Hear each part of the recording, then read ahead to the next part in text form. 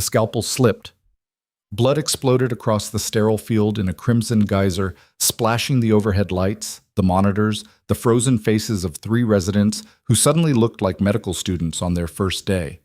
The patient's pressure dropped so fast the machine didn't beep. It screamed. Dr. Marcus Denton stumbled backward, hands up, eyes wide. Dr. Sylvia Brennan shouted something about calling vascular. The anesthesiologist's voice cracked over the chaos. "We're losing him. Now!" And in the corner of Operating Room 7 at Metrovale Medical Center, a nurse in faded scrubs who'd been ignored for the past 11 months didn't ask permission. Emily Hayes stepped forward, shoved past a paralyzed surgical tech, and plunged both hands directly into the open abdomen. No hesitation, no gloves change, just cold, brutal precision. Her fingers found the torn vessel in 3 seconds flat. Pressure, angle, lock. The bleeding stopped. Everyone stared. "Someone want to finish this," Emily said flatly. "Or should I do that too?" If you want to see how far this story travels, how a woman dismissed as just a nurse became the one person nobody could afford to lose, stay with me until the very end. Like this video. Drop a comment with your city. Let me know where in the world you're watching from. Because this story, it's about to go places none of them saw coming. 11 months earlier, Emily Hayes walked into Metrovale Medical Center with a single duffel bag, a resume nobody read past the first line, and a military service record she'd stopped mentioning after the 3rd interview. The HR director had glanced at her application, smiled in that tired, overworked way people do when they're filling quota spots, and said, "We're always short on nurses. You'll fit right in." She didn't. Not because she couldn't do the work. Emily could run an IV in her sleep, manage a crash cart with one hand, and talk down a panicking patient in 2 languages. She'd done all of that and worse under mortar fire in field hospitals, where the only light came from headlamps and the only anesthetic was whatever you could scrounge from a shelled supply truck. But at Metrovale, none of that mattered. Here, she was just another set of hands, another name on the schedule, another body to absorb the grunt work nobody else wanted. The attending physicians barely looked at her. The residents treated her like furniture. And the charge nurses, most of them lifers who'd been working the same rotations for 20 years, made it clear from day one that combat experience didn't mean much when you couldn't figure out the hospital's archaic digital charting system. "You're not in a tent anymore, Hayes," Charge Nurse Dalton had said during her first shift, voice dripping with condescension. "This is a real hospital. We do things by protocol here." Emily had nodded, smiled even, and kept her mouth shut. Because she'd learned a long time ago that some battles weren't worth fighting, not yet. She worked the overnight shifts mostly, the graveyard stretch from 11 p.m. to 7 a.m. when the hospital emptied out, when the hallways went quiet except for the hum of ventilators and the occasional code bell. It was during those hours that Emily saw the cracks.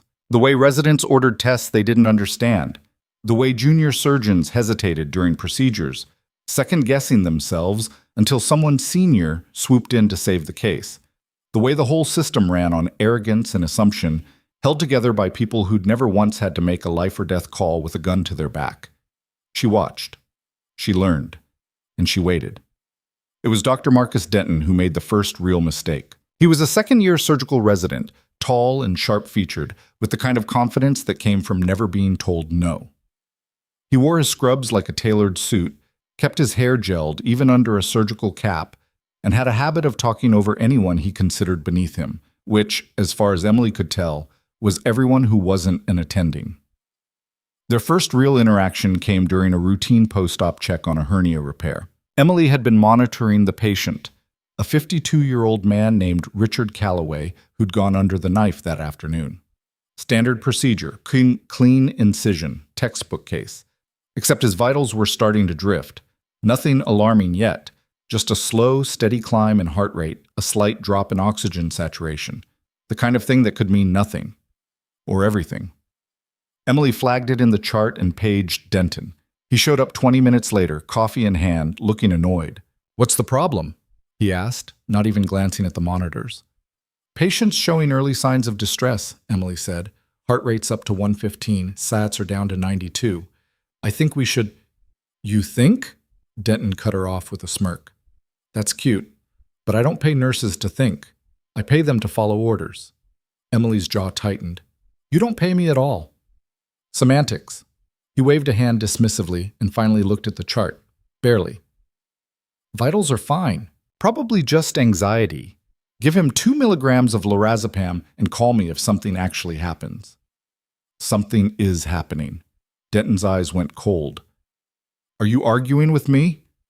Emily met his stare. For a long moment, the room held its breath. Then she stepped back. No, doctor. Good. He turned to leave, paused at the door. And Hayes? Next time you page me for something this minor, make sure you've got a real reason. I don't have time to babysit every patient who gets a little nervous. He left. Emily stood there, fists clenched, watching the monitors. Calloway's heart rate ticked up to 118, then 121. She moved to the bedside, checked his incision, clean, no signs of infection, checked his breath sounds, clear bilaterally. But something was off. She could feel it, the way you feel a storm coming before the sky even darkens. She paged Denton again, no response. She called the charge nurse, got voicemail. Calloway's oxygen dropped to 89. Emily made the call herself. She pushed a low-dose beta blocker, started a second IV line, and prepped the crash cart just in case. It wasn't protocol. It wasn't her job. But she'd learned a long time ago that protocol didn't save lives. People did. 30 minutes later, Calloway stabilized. His heart rate came down. His SATs climbed back to 96. By the time Denton finally strolled back in, chart in hand, the crisis had passed. He looked at the monitors, looked at Emily. See? Told you it was nothing. Emily said nothing. Denton scribbled a note in the chart and left without another word. And that was how it went. Week after week, month after month. Emily would spot something, flag it, get dismissed, fix it herself, and watch as doctors who couldn't tell a pulmonary embolism from a panic attack took credit for saves they didn't make. She didn't complain, didn't push back. She just kept working, kept watching, kept her head down and her hands ready. Because Emily Hayes knew something the rest of them didn't. Sooner or later, someone was going to need her, really need her. And when that moment came, there wouldn't be time for egos or hierarchy or anyone's bruised pride. There would only be seconds, and blood, and the truth. That moment came on a Tuesday night in late October. The case was supposed to be simple. A 38-year-old woman named Monica Villard had come in with acute abdominal pain, sharp, localized, worsening over the past 6 hours. The ER had run labs, done imaging, and flagged it as a likely appendicitis. Routine. Low risk. The kind of surgery a first-year resident could handle in their sleep. Except the imaging was wrong. Emily saw it the moment they wheeled Villard into pre-op. The way the patient held herself, the shallow breathing, the faint gray tint to her skin. This wasn't appendicitis. This was something worse. Something vascular. She pulled the attending aside. Dr. Raymond Kirsch, a veteran general surgeon with 30 years under his belt and exactly 0 patients for input from nurses. Dr. Kirsch, Emily said quietly, I think we should get a second look at the imaging before we go in. But Kirsch didn't even stop walking. The imaging's fine, Hayes. It's a hot appy. We've done 1,000 of these. Her presentation doesn't match. I didn't ask for your opinion. Emily bit down on the rest of her sentence and stepped back. Kirsch kept moving, already scrubbing in. Denton and Dr. Sylvia Brennan, a surgical fellow with a reputation for cutting corners, followed close behind, chatting like they were heading to brunch. Emily gloved up and took her place at the instrument tray. The operation started clean. Kirsch made the incision with practiced ease, talking through the steps for the residents like he was narrating a cooking show. Denton and Brennan crowded the field, jockeying for a better view, throwing out observations that added nothing. Appendix looks inflamed, Denton said. Obviously, Brennan muttered. Kirsch ignored them both and went deeper. And that's when everything changed. The moment he retracted the peritoneum, blood welled up. Not a trickle, not a seep, but a dark, pulsing surge that filled the cavity in seconds.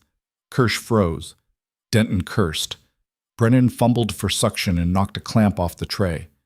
What the hell? Kirsch started, but his voice died as the monitors screamed. Villard's pressure dropped like a stone. 80 over 50, 70 over 40. The anesthesiologist shouted something about fluids. Kirsch's hands hovered over the open abdomen, shaking, searching for the source of the bleed. "It's not the appendix," he said, voice tight. "It's—" The vessel ruptured. Blood exploded across the field in a hot, pressurized spray. It hit Kirsch's gown, splattered the overhead light, turned the sterile drapes into something out of a horror film. Denton stumbled backward, hands up, eyes wide. Brennan grabbed for a retractor and missed. The anesthesiologist's voice cracked. "Pressure's crashing, 40/20, she's coding." And Emily moved. She didn't ask. Didn't wait for orders. She shoved past Brennan, knocked Denton's elbow out of the way, and drove both hands into the open cavity. Her fingers found the torn superior mesenteric artery in 3 seconds. Muscle memory from a dozen field surgeries where hesitation meant death. She clamped down hard, angling her grip to seal the tear without crushing the vessel. The bleeding slowed, stopped. The room went silent except for the monitors. Kirsch stared at her, face pale. "What? How did you—" "Vascular clamp," Emily said, voice flat. "Left tray. Now." One of the techs snapped out of their shock and handed it over. Emily guided it into place with her free hand, repositioning her fingers to make room, then locked the clamp down with a precision that didn't leave room for error. She pulled her hands back slowly, watching for any sign of re-bleed. Nothing. Villard's pressure ticked up, 50/30, 60/35. Emily looked at Kirsch. "You want to repair that, or should I?" For a long moment, nobody moved. Then Kirsch blinked, seemed to remember where he was, and stepped back to the table. His hands were still shaking as he took over, but Emily had already done the hard part. The vessel was exposed. The clamp was placed. All he had to do was suture. It took another 40 minutes to close. By the time they wheeled Villard out of the OR, her vitals were stable, her bleeding controlled, and her chances of survival somewhere north of 90%. Kirsch stripped off his gloves in silence. Denton and Brennan exchanged glances, but said nothing. The anesthesiologist muttered something about close calls and left without looking back. Emily cleaned her hands at the scrub sink, watching the blood swirl down the drain. Kirsch approached, still pale, still shaken. "Hayes." She looked up. "That was—" He trailed off, searching for words. "Where did you learn to do that?" Emily dried her hands. "Helmand Province, forward surgical team. We didn't have the luxury of waiting for an attending." Kirsch stared at her like she'd just spoken a foreign language. "You were military?" "I was a combat medic." "And you didn't think to mention that?" "I did." "You didn't ask." She walked past him, out of the OR, and didn't look back, but the word spread fast. By morning, the entire surgical floor knew what had happened. The nurse who'd saved a case that 3 doctors couldn't handle. The quiet woman in faded scrubs who'd stepped in when everyone else froze. Some of the staff looked at her differently now. Respect, curiosity, a little bit of fear. Others avoided her altogether, like she'd broken some unspoken rule by being too good at her job. Denton was the worst. He cornered her in the supply room 2 days later, arms crossed, jaw tight. "You made us look like idiots," he said. Emily kept stocking shelves. "I made sure a patient didn't die." "You overstepped.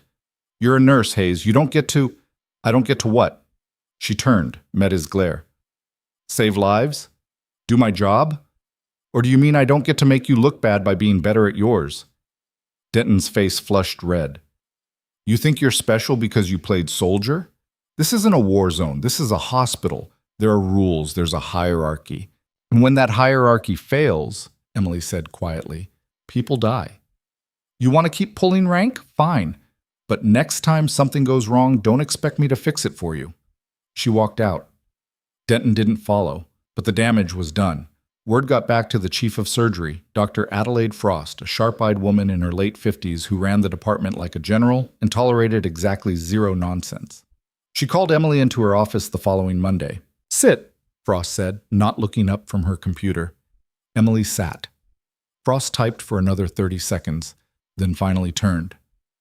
"I've been reading the incident report from the Villard case. Dr. Kirsch says you saved her life." "I did what needed to be done." "He also says you acted outside your scope of practice." Emily's jaw tightened. "I acted to prevent a patient from bleeding out on the table." "And I'm not questioning your skill," Frost said evenly. "I'm questioning your judgment. You're a registered nurse, Hayes. Not a surgeon, not a resident. When you step outside those boundaries, you create liability. For yourself, for this hospital, for everyone involved. So you'd rather I let her die. I'd rather you follow protocol. Protocol doesn't save lives when everyone else is too scared to move. Frost's expression didn't change. You're not wrong, but you're also not in charge.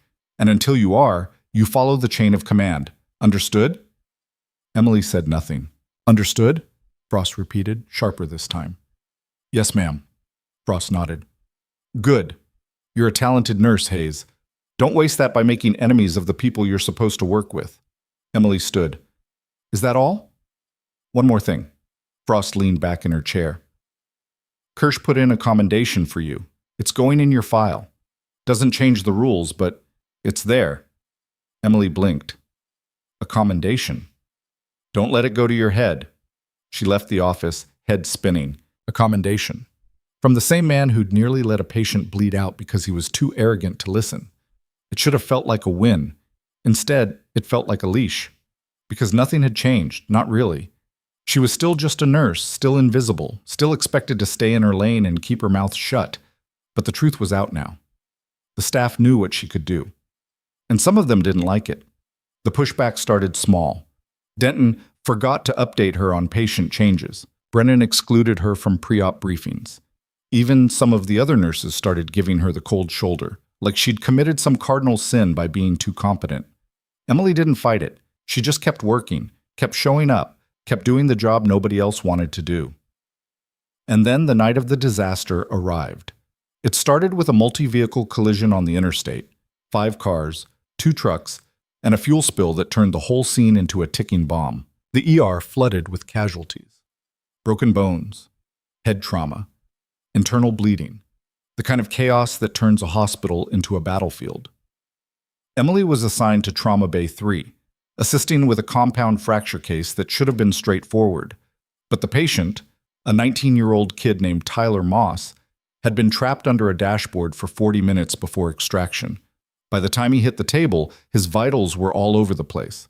Denton was the lead. Brennan was assisting. And Emily was once again relegated to the background, handing instruments and keeping her mouth shut, until Tyler's chest started filling with blood.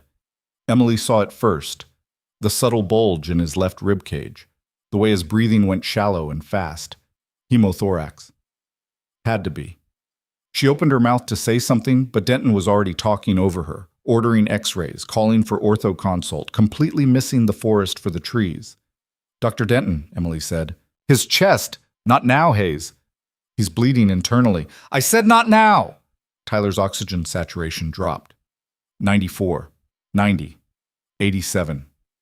Emily stepped forward. If we don't drain that now... Back off, Denton snapped, whirling on her. I'm handling this. Brennan didn't even look up.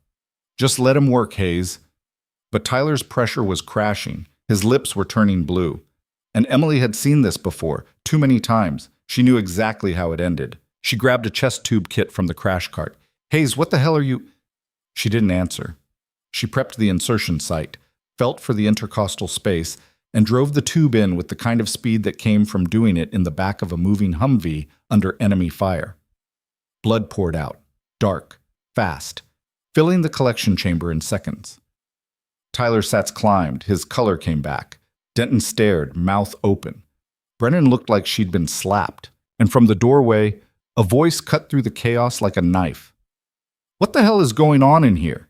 Dr. Adelaide Frost stood in the entrance, arms crossed, eyes blazing. Behind her, the head of trauma surgery, Dr. Leon Vega, watched with an expression Emily couldn't read. Denton found his voice first. Hayes, she just saved his life, Emily finished, not looking away from Frost. Again. The room held its breath. Tyler's monitors beeped steadily. The blood drained, and somewhere in the silence, Emily felt the ground shift beneath her feet. Because this time, there would be no commendation, no quiet conversation, no slap on the wrist and a warning to stay in line. This time, everything was about to change. Frost didn't move from the doorway. Her gaze swept the room, Denton's flushed face, Brennan's white knuckles gripping a retractor she wasn't using, the chest tube still draining blood from Tyler Moss's ribcage. and Emily standing there with crimson-stained gloves and eyes that dared anyone to say she'd been wrong. "Dr. Vega," Frost said, voice level, "your assessment." Leon Vega stepped forward. He was a compact man in his early 60s, gray-haired and precise, with the kind of calm that came from 20 years in military trauma surgery before he ever touched civilian medicine. He looked at Tyler's monitors, looked at the drainage output, looked at Emily. "Textbook intercostal placement," he said. "Clean insertion, no complications, kid stable." He turned to Denton. "What was your plan, doctor?" Denton's mouth opened, closed. We were waiting for imaging to confirm." "Confirm what?" Vega's tone didn't rise, but it cut deep. "That his chest was full of blood? You had clinical signs, respiratory distress, falling saties, dullness to percussion. What exactly were you waiting for, a written invitation?" Brennan spoke up, voice tight. "We were following protocol." "Protocol," Vega repeated, like the word tasted bad. "You want to tell me what protocol says about letting a patient suffocate while you wait for a chest x-ray?" Silence. Vega looked at Emily again. "You former military?" "Yes, sir. Combat medic. 3 deployments." He nodded slowly. "It shows." Then he turned to Frost. "We need to talk. Outside." Frost followed him out without another word. The door swung shut behind them, leaving Emily alone with Denton, Brennan, and the steady beep of Tyler's heart monitor. Denton ripped off his gloves. "You just buried yourself, Hayes. You know that, right? Frost's going to crucify you for this." Emily met his stare. "Maybe, but Tyler's alive." "You think that matters?" Brennan said, stepping closer. "You think they're going to pat you on the back for ignoring a direct order, for doing a procedure you're not certified to perform?" "I'm certified," Emily said quietly. "I've been certified for 6 years. You just never bothered to ask." Denton blinked. "What?" "Advanced trauma life support. Tactical combat casualty care. I can run a field hospital with a med kit and a prayer. A chest tube and a climate-controlled OR? That's easy." Brennan's face went red. "Then why the hell are you working as a floor nurse?" Emily didn't answer. She just turned back to Tyler, checked his vitals one more time, and walked out. The hallway buzzed with post-collision chaos. Gurneys rattled past. Nurses shouted updates. Somewhere down the hall, a family was crying. Emily kept walking, hands shaking now that the adrenaline was starting to fade, until she found an empty supply closet and shut herself inside.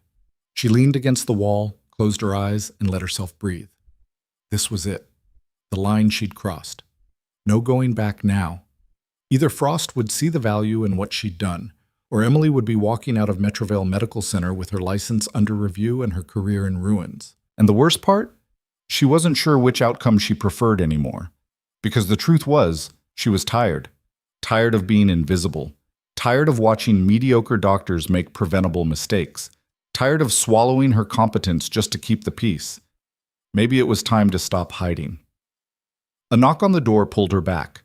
She opened it to find one of the ER nurses, Carla Ruiz, mid-40s, sharp-eyed, and no-nonsense. "Frost wants to see you," Carla said. "Conference room B, now." Emily nodded. "Thanks." Carla hesitated. "For what it's worth. You did the right thing in there. Don't let them tell you otherwise." Then she was gone. Emily straightened her scrubs, ran a hand through her hair, and headed for the conference room. Her heart hammered against her ribs. Her mouth was dry, but her hands were steady. Whatever came next, she'd face it. The conference room was small and windowless, lit by flickering fluorescence that made everything look sickly and pale. Frost sat at the head of the table, fingers steepled. Vega stood by the wall, arms crossed. And in the corner, barely visible in the dim light, sat a man Emily didn't recognize. Mid-50s, broad-shouldered, wearing a suit that didn't quite fit the hospital setting.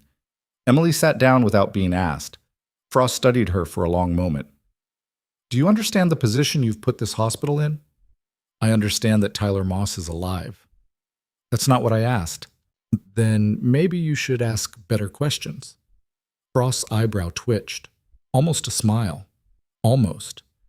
"Dr. Vega tells me you're former military, combat medic. Is that correct?" "Yes." And you hold advanced certifications in trauma care? Yes. Then why, Frost said slowly, are you working as a floor nurse instead of in the ER or the surgical unit?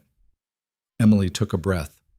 Because every time I applied for a transfer, I was told I didn't have enough civilian experience. Every time I flagged a clinical concern, I was told to stay in my lane. Every time I tried to contribute, I was reminded that I'm just a nurse. She leaned forward. So I stopped asking. I did my job. And I waited. For what? For someone to need me enough to actually listen. The man in the corner shifted. Frost glanced at him, then back at Emily. This is Colonel Brenner, Frost said. U.S. Army Reserve. He's here because we have a situation. Emily's pulse kicked up. What kind of situation? Brenner spoke for the first time, voice rough and low. 3 hours ago, a National Guard training exercise went sideways 40 miles outside the city. Live fire drill. Miscommunication on the range. We've got 17 casualties inbound. Blast injuries, shrapnel wounds, suspected internal bleeding. Most of them are kids, 18, 19 years old. He paused. Our field medics are overwhelmed. We need every capable trauma specialist we can get. And Doctor, Vega says you're one of the best he's seen. Emily looked at Vega. He nodded. We're setting up a triage zone in the East Wing, Brenner continued. Military transport's bringing them in now. It's going to be ugly. We need people who've seen combat trauma before. People who won't freeze when it gets bad. I don't freeze, Emily said. Brenner almost smiled. I know, I read your service record. Emily's stomach dropped. How did you? I made a call, Vega said, after the Villard case. Wanted to see who you really were. He stepped closer. Turns out you're a decorated combat medic who pulled 6 soldiers out of a burning vehicle under active fire. You performed an emergency tracheotomy with a ballpoint pen. You kept a field hospital running for 36 hours straight during a siege. He paused. So yeah, I think you can handle a few National Guard kids. Emily's throat tightened. I didn't come here to relive that. I'm not asking you to relive it, Vega said. I'm asking you to use it, because right now those kids need someone who knows what the hell they're doing. And from what I've seen, you're the only one in this hospital who fits that description. Frost cleared her throat. If you agree to this, Hayes, you'll be working directly under Dr. Vega's supervision. No residents. No attendings who think they know better. Just you, him, and whatever trauma comes through those doors. She leaned forward. But if you screw this up, if you step out of line, if you make a call that costs us a life, you're done. Understood? Emily looked at her, at Vega, at Brenner. Then she stood. When do we start? Brenner checked his watch. Transport lands in 12 minutes. Then let's move. The East Wing had been converted into a makeshift trauma zone in under an hour. Gurneys lined the halls. IV poles stood ready. Crash carts clustered near each bay like sentries. The fluorescent lights buzzed overhead, casting everything in that familiar, too bright glow Emily remembered from field hospitals in Kandahar and Helmand. She scrubbed in next to Vega, who worked with the kind of calm efficiency that came from years of practice. No wasted movement, no hesitation. You ready for this? He asked. Are you? He grinned. Fair question. The first wave hit hard. The transport trucks rolled up to the ambulance bay with lights flashing and engines growling, and within seconds the halls erupted into controlled chaos. Stretchers poured in, each one carrying a young soldier in blood-soaked fatigues, faces pale, eyes wide with shock. The smell hit Emily like a punch, copper and smoke and sweat. The scent of the battlefield condensed into a sterile hospital corridor. She moved without thinking. Triage. Assess. Prioritize. Her hands worked on autopilot, fingers checking pulses, eyes scanning for the red flags, absent breath sounds, distended abdomens, pupils that didn't react. She shouted orders to the nursing staff, her voice cutting through the noise, and they obeyed without question because there was no time for ego or rank. Bay 3, sucking chest wound, need a seal now. Bay 5, possible pelvic fracture, get me a binder and 2 units, O negative. Bay 7, he's crashing, someone get me an airway kit. Vega worked 2 bays over, moving just as fast, just as focused. And for the first time since Emily had walked into Metrovale Medical Center, she felt like she was doing what she was meant to do. The cases blurred together. A 20-year-old specialist with third-degree burns across 40% of his body, a corporal with a compound tibia fracture, and an arterial bleed that painted the floor red before Emily could get a tourniquet on it. A private first class who couldn't have been older than 18, crying for his mother while Emily packed his abdominal wound with gauze and lied through her teeth that everything was going to be fine. She worked through it all with the same ruthless focus she'd learned in the desert. Emotions went into a box. Fear went into a box. Everything except the patient and the problem went into a box, and she'd deal with it later.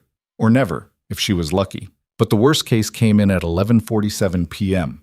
Private First Class James Lawson, 19 years old, freckled face, wedding band on his left hand that was 2 sizes too big, like he'd bought it in a hurry before deployment, and a piece of shrapnel the size of a railroad spike buried in his upper right quadrant, just below the rib cage. He was conscious when they wheeled him in. Barely. His breathing came in short, wet gasps. His skin had that waxy gray color Emily had seen too many times. "Stay with me, Lawson," Emily said, cutting away his uniform. "You're going to be fine." "I can't," his voice broke. "I can't feel my legs." Emily's hands didn't stop moving. "That's the shock talking. We're going to fix you up." But when she exposed the wound, her heart sank. The shrapnel had gone deep, through the diaphragm, possibly nicking the liver or the inferior vena cava. Blood pooled in his abdomen, dark and thick, welling up faster than she could clear it. This wasn't something she could fix with pressure and gauze. This needed a surgeon. A good one. And an operating room that wasn't already full. She looked up. "Dr. Vega!" He was at her side in seconds, took one look at the wound and swore under his breath. "We need to get him to OR now." "OR's full," one of the nurses said, not looking up from the IV she was placing. 3 surgeries running, 2 more queued. Earliest opening is 90 minutes. Vega's jaw tightened. He doesn't have 90 minutes. "Then what do you want me to do?" the nurse snapped. "Pull a surgeon out of thin air?" Emily looked down at Lawson. His eyes were starting to glaze. His breathing was getting shallower. She'd seen this before. In Helmand, in Kandahar. In a dozen places where the nearest OR was a helicopter ride away, and half the time the helicopters couldn't fly. She'd done field surgery before. Without anesthesia. Without proper lighting. Without backup. She could do it again. "We do it here," Emily said. Vega stared at her. "Here?" "You've done it before, haven't you? Field surgery. No OR, no backup." "That was different." "No," Emily said, meeting his eyes. "It wasn't. You had less equipment, worse conditions, and you still saved lives, so let's do it again." For a moment, Vega hesitated. Then he looked down at Lawson, at his pale face and his terrified eyes, and something in his expression hardened. "Get me a trauma kit," Vega said, "and someone find me a scalpel." They set up in Bay 3, cleared the space, grabbed every piece of equipment they could scavenge from the crash carts and supply closets. No sterile drapes, no surgical lights, just a gurney, a handful of instruments, and 2 people who'd done this before under circumstances far worse. Emily prepped Lawson's abdomen with betadine while Vega scrubbed his hands in a nearby sink. The anesthesiologist, a young resident named Dr. Patel, who looked like he might throw up, managed to get Lawson sedated with a combination of ketamine and fentanyl. Not ideal, but good enough. "You sure about this?" Patel asked, voice shaking. "No," Emily said, "but we're doing it anyway." She made the incision, clean, controlled, opening the abdomen layer by layer, skin, fascia, muscle, peritoneum. Blood welled up immediately, dark and venous, filling the cavity faster than suction could clear it. Vega moved in beside her, his hands already reaching for retractors. "Talk to me, Hayes. What are we looking at?" Emily's fingers explored the wound, working by feel as much as sight. The shrapnel had torn through the liver's right lobe, creating a jagged laceration that bled in slow, steady pulses. But that wasn't the worst of it. The metal had continued its path downward, tearing through the hepatic flexure of the colon and possibly... Her fingers found it. A nick in the inferior vena cava. Not a full rupture, just a small tear, but enough to kill him if they didn't fix it in the next few minutes. "IVC injury," Emily said. "Small tear. Maybe 5 millimeters. If we can clamp above and below. We don't have vascular clamps, Vega said. Then we improvise. Emily grabbed 2 Kelly clamps from the instrument tray. Not ideal for vascular work. Too much pressure, too much risk of causing more damage. But they were what she had. She slid her fingers along the vein, found the edges of the tear, and carefully, so carefully, applied the clamps above and below the injury site. The bleeding slowed. Didn't stop completely, but slowed enough that she could see what she was doing. Suture, Emily said. 4O proline, and I need better light. Someone, she didn't see who, angled a portable surgical lamp over the field. The light was harsh and uneven, casting shadows that made everything harder, but it was better than nothing.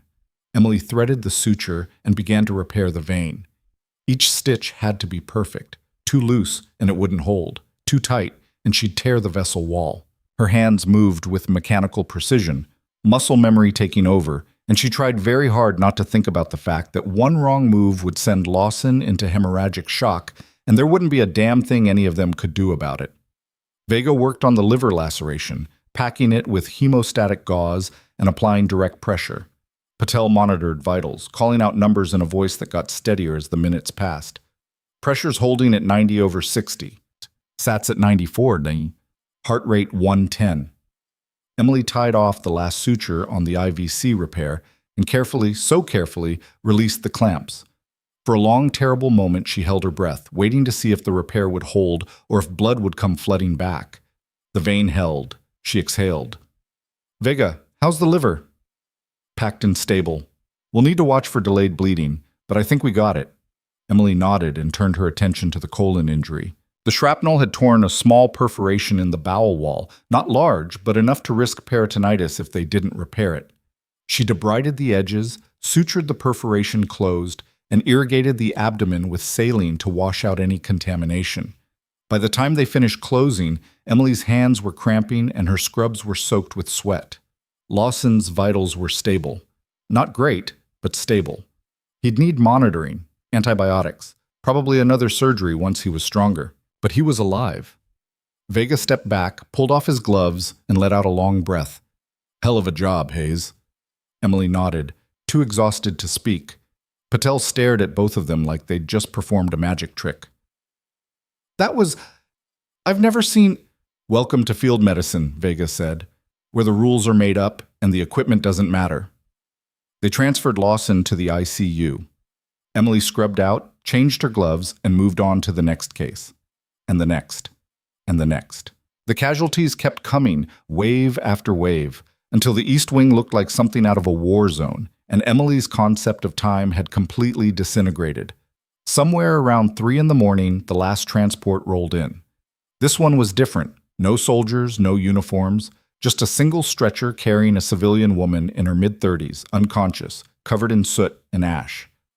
The paramedic rattled off the report as they wheeled her past. Building collapse on 7th Street. Apartment fire. She was trapped for 2 hours. Smoke inhalation. Possible spinal injury. GCS of 8 when we pulled her out. We intubated on scene, but she's fighting the tube.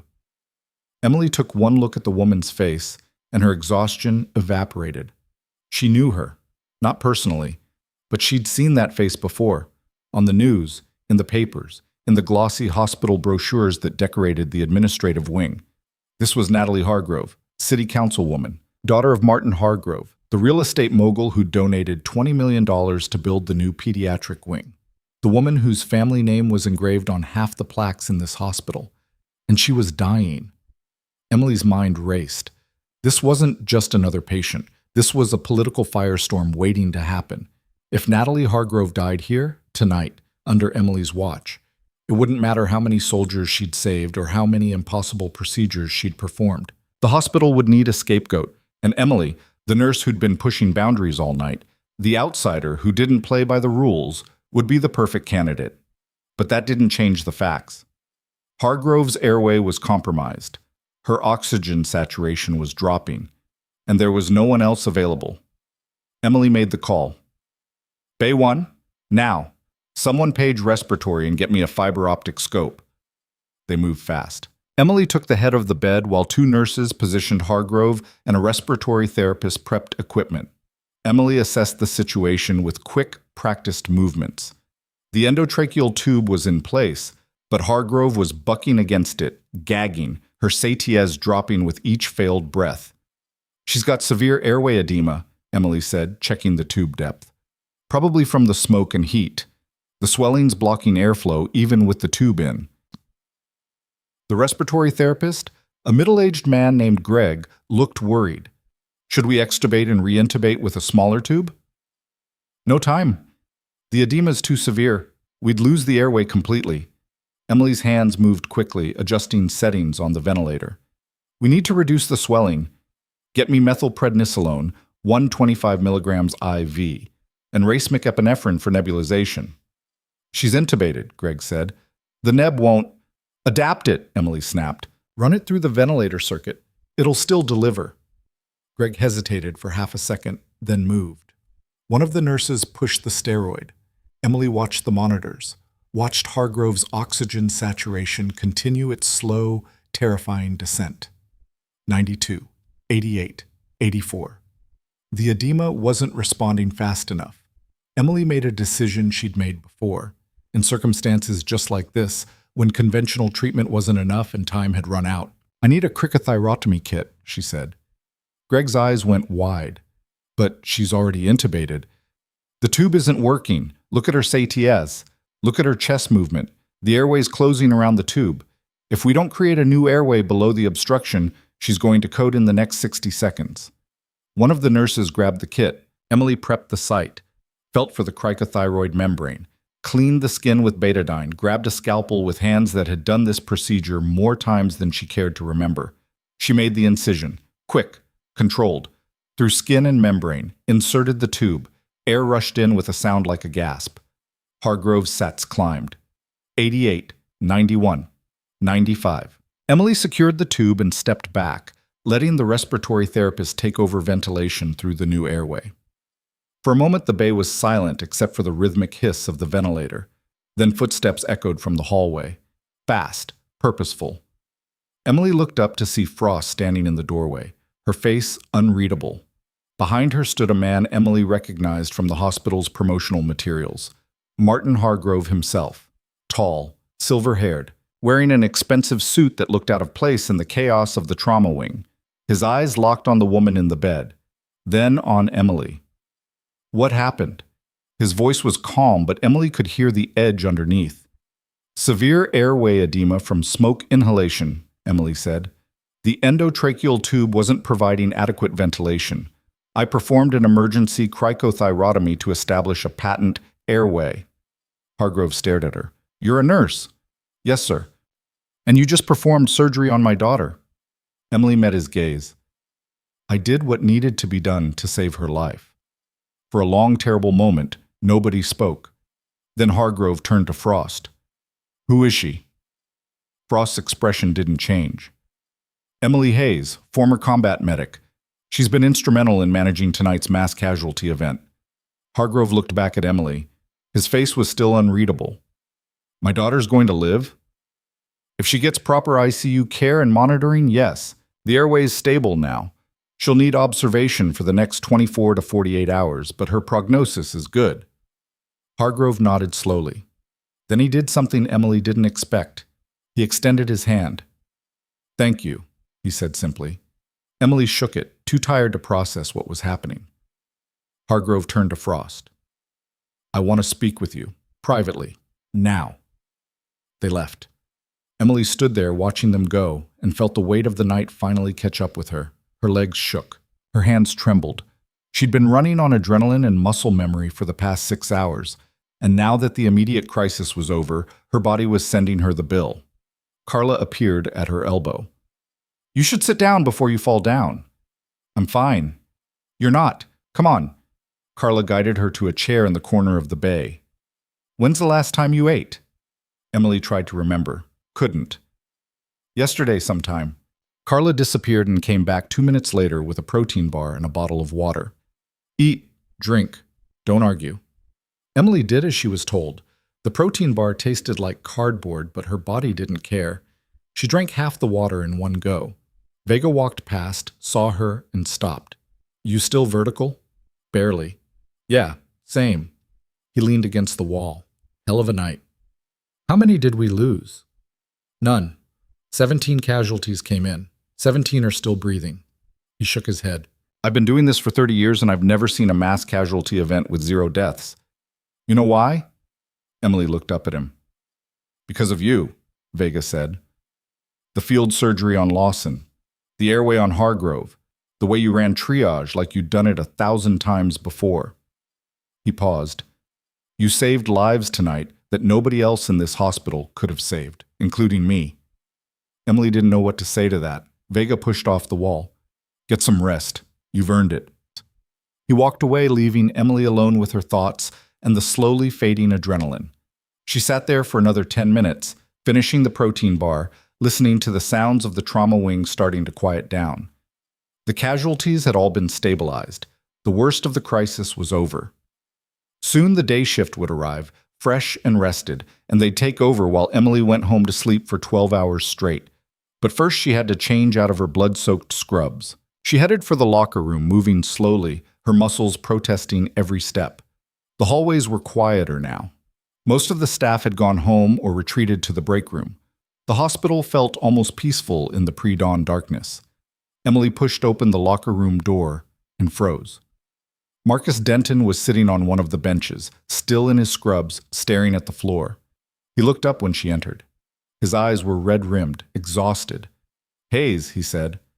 Emily didn't respond. She just moved to her locker, started gathering her things. Denton stood. "I heard what you did tonight, the field surgery. Hargrove's daughter." Emily kept her back to him. So? So I was wrong. His voice was quiet. About you. About everything. Emily turned. You're apologizing? I'm trying to. She studied him. He looked different somehow, smaller, less sure of himself, like the night had taken something out of him too. Apology noted, Emily said. We done here? Denton's jaw tightened. Just like that? What do you want from me, Denton? You've spent the past year treating me like I'm invisible, like I don't matter, and now because I saved the right people, you suddenly want to make nice? She shook her head. I don't need your apology. I don't need your approval. I just need you to stay out of my way. She turned back to her locker. You're right, Denton said. I did treat you like you didn't matter, and I was wrong. But you don't have to be... He stopped. Started again. You could teach me. The things you know. The field medicine. I want to learn. Emily almost laughed. You want me to teach you? Yes. Why? Because tonight I froze. Twice. Once with Tyler Moss, once with a soldier who had a tension pneumothorax, and I didn't recognize it until you stepped in. His voice cracked. I'm a second-year surgical resident and I froze, while you, a nurse, saved lives I couldn't even diagnose properly. Emily closed her locker. That's not my problem, Denton. I know, but I'm asking anyway. He met her eyes. Please. For a long moment, Emily just looked at him. Then she sighed. I'll think about it, she said. Now get out. I need to change. Denton nodded and left. Emily leaned against her locker, closed her eyes, and tried to process everything that had happened. But her brain was too tired, too overloaded. She'd deal with it tomorrow. She changed into clean clothes, grabbed her bag, and headed for the exit. The parking garage was cold and dark. Emily's car was on level 3, parked in her usual spot near the back corner. She was halfway there when her phone buzzed. A text. Unknown number. We need to talk. Meet me in the parking garage. Level 3. Come alone. Emily stopped. Every instinct she'd honed in combat zones screamed at her to delete the message and walk away. Nothing good ever came from mysterious texts telling you to meet someone alone in a deserted parking garage at 4 a.m. But something else, curiosity, or maybe just exhaustion making her stupid, made her hesitate. She looked around. The garage was empty. No cars moving. No footsteps echoing. Just the hum of fluorescent lights and the distant sound of traffic. Her phone buzzed again. I know what they're planning. You need to hear this. Emily's thumb hovered over the delete button. Then she heard footsteps behind her. She spun around. A figure stepped out from behind a concrete pillar. Medium height, dark jacket, face hidden in shadow. "Emily Hayes," the figure said. Not a question. Emily's hand moved toward her bag, where she kept a can of pepper spray she'd carried since her first deployment. "Who are you?" The figure stepped into the light. It was a woman, late 40s, maybe early 50s, short dark hair, wearing business casual under the jacket. She had the kind of face that was hard to read, professional, controlled, giving nothing away. "My name is Julia Reeves," she said. "I work for the State Medical Board, and I need to warn you, Frost and Hargrove aren't the only people who know what you did tonight." Emily's hand stayed on her bag. "I don't understand." "There's a group of physicians at this hospital who've been documenting what they call scope of practice violations for the past 3 months. They have a file on you, Hayes. Photos, witness statements, evidence of every time you've stepped outside the boundaries of your nursing license." Reeves paused. "And as of tonight, that file just became very, very dangerous." Emily's blood went cold. "Who?" "I can't tell you that here, but I can tell you this. They're planning to submit a formal complaint to the medical board first thing Monday morning. And if they do, your career is over before it even begins." "Why are you telling me this?" Reeves smiled, but it didn't reach her eyes. "Because I don't like bullies. And because what you did tonight, saving all those soldiers, saving Natalie Hargrove, that matters more than some doctor's wounded egos." She pulled a business card from her pocket. "Call me tomorrow, after you've slept. We need to talk about your options." She held out the card. Emily took it. "Be careful, Hayes," Reeves said. "You've made some powerful friends tonight, but you've also made some very dangerous enemies." Then she turned and walked away, disappearing into the shadows between the parked cars. Emily stood there, alone in the parking garage, holding the business card and trying to make sense of what had just happened. Her phone buzzed one more time. Another text. Different number. "Don't trust Reeves. She's not who she says she is." Emily stared at the message. Her hands started shaking again, but this time it had nothing to do with exhaustion. She looked around the garage. Empty, silent. But somewhere in the darkness, she could feel eyes watching her. Emily didn't sleep. She drove home, parked in her apartment complex, and sat in the car staring at the 2 text messages until the sun came up.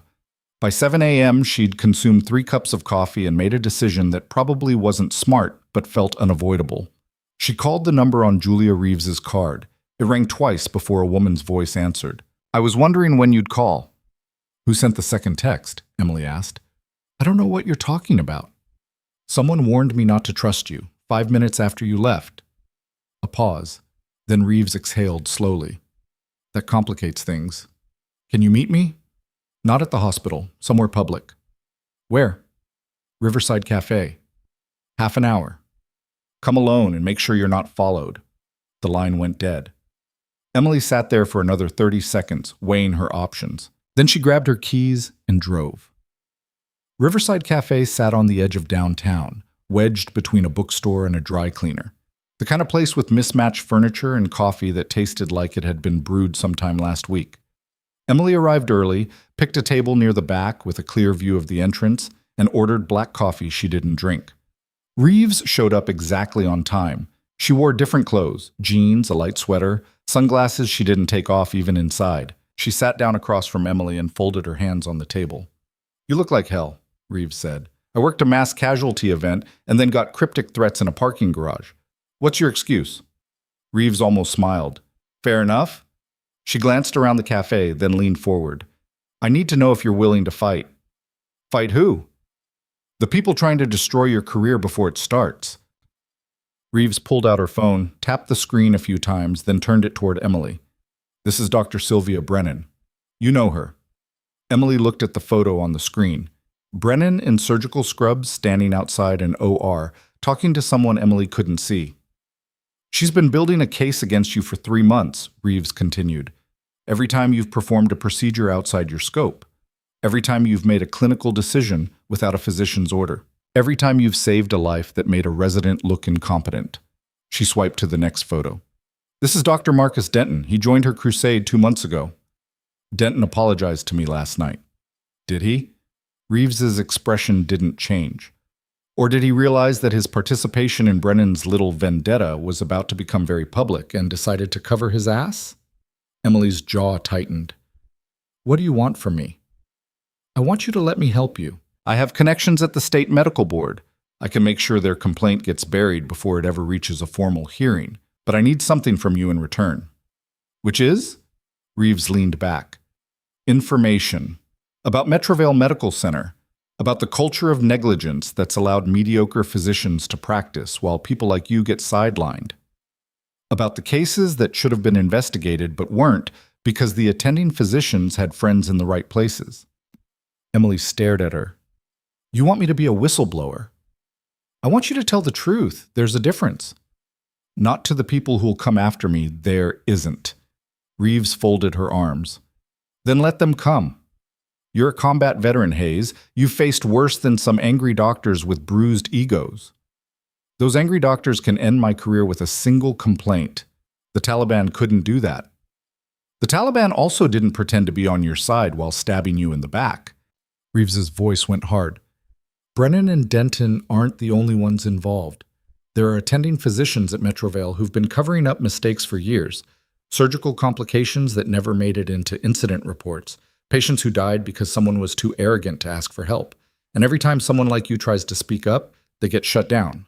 She paused. I'm giving you a chance to change that, but only if you're willing to take the risk. Emily's phone buzzed. She glanced at it. A text from Vega. Need you at the hospital. Now. Emergency staff meeting. Mandatory. She looked up at Reeves. I have to go. Think about what I said. You have until Monday morning. After that, the choice gets made for you. Emily stood, left cash on the table for the coffee she hadn't touched, and walked out. The drive back to Metrovale took 15 minutes. Emily used the time to run through scenarios in her head. None of them good. An emergency staff meeting on a Sunday morning meant something had gone wrong. Something big. And given the way the past 24 hours had unfolded, she had a sinking feeling she was about to be at the center of it. She parked in the main lot this time, not the garage, and headed inside. The hospital felt different in daylight, quieter, less chaotic. But there was an undercurrent of tension in the air, visible in the way nurses whispered to each other in the hallways and avoided making eye contact. The meeting was in Conference Room A, the largest space the hospital had outside the auditorium. Emily arrived to find it already half full. Nurses, residents, attending physicians, even a few administrators she recognized from the executive wing. Vega stood near the front, arms crossed, face grim. When he saw Emily, he nodded toward an empty chair near the back. She sat. 2 minutes later, Frost walked in. Behind her came Martin Hargrove, still in the same expensive suit, and a woman Emily didn't recognize, late 30s, sharp features, carrying a leather briefcase like a weapon. Frost stepped to the front of the room, and the conversations died. Thank you all for coming on short notice, Frost said. Her voice carried that same controlled authority Emily had heard in the conference room the night before. I know many of you worked through the night managing the mass casualty event, and I appreciate your dedication. However, we have a situation that requires immediate attention. She gestured to the woman with the briefcase. This is Amanda Sterling, Chief Legal Counsel for Metrovale Medical Center. She's here to address concerns that have been raised regarding last night's operations. Sterling stepped forward. She had the kind of presence that filled a room without raising her voice. At approximately 0400 this morning, this hospital received a formal complaint from a group of physicians alleging multiple violations of scope of practice protocols during the mass casualty response. Specifically, the complaint names Emily Hayes, a registered nurse, for performing surgical procedures without physician supervision. Emily's stomach dropped. Every eye in the room turned toward her. Sterling continued, voice flat and professional. The complaint alleges that Ms. Hayes conducted an unauthorized laparotomy with vascular repair, performed an emergency cricothyrotomy on a high-profile patient, and made clinical decisions that fall outside the legal boundaries of nursing practice in this state. The physicians who filed the complaint are requesting an immediate suspension of Ms. Hayes' nursing license pending a full investigation. Silence. Then murmurs rippled through the room. Emily's hands clenched in her lap. She forced herself to breathe slowly, to keep her expression neutral, even as her mind raced. This was it. The moment Reeves had warned her about. Except it hadn't waited until Monday. It had come now, in front of half the hospital staff, designed for maximum humiliation. Vega stood. "That's bullshit." Sterling turned to him. "Excuse me?" "I said that's bullshit.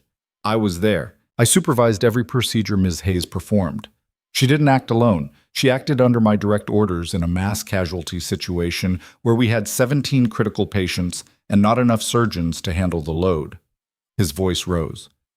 "You want to suspend someone's license? Start with mine. Because I'm the one who made the call to utilize every qualified trauma specialist we had, regardless of their title." Sterling's expression didn't change. "Dr. Vega, your support is noted. However, the complaint specifically cites instances where Ms. Hayes acted independently without physician oversight.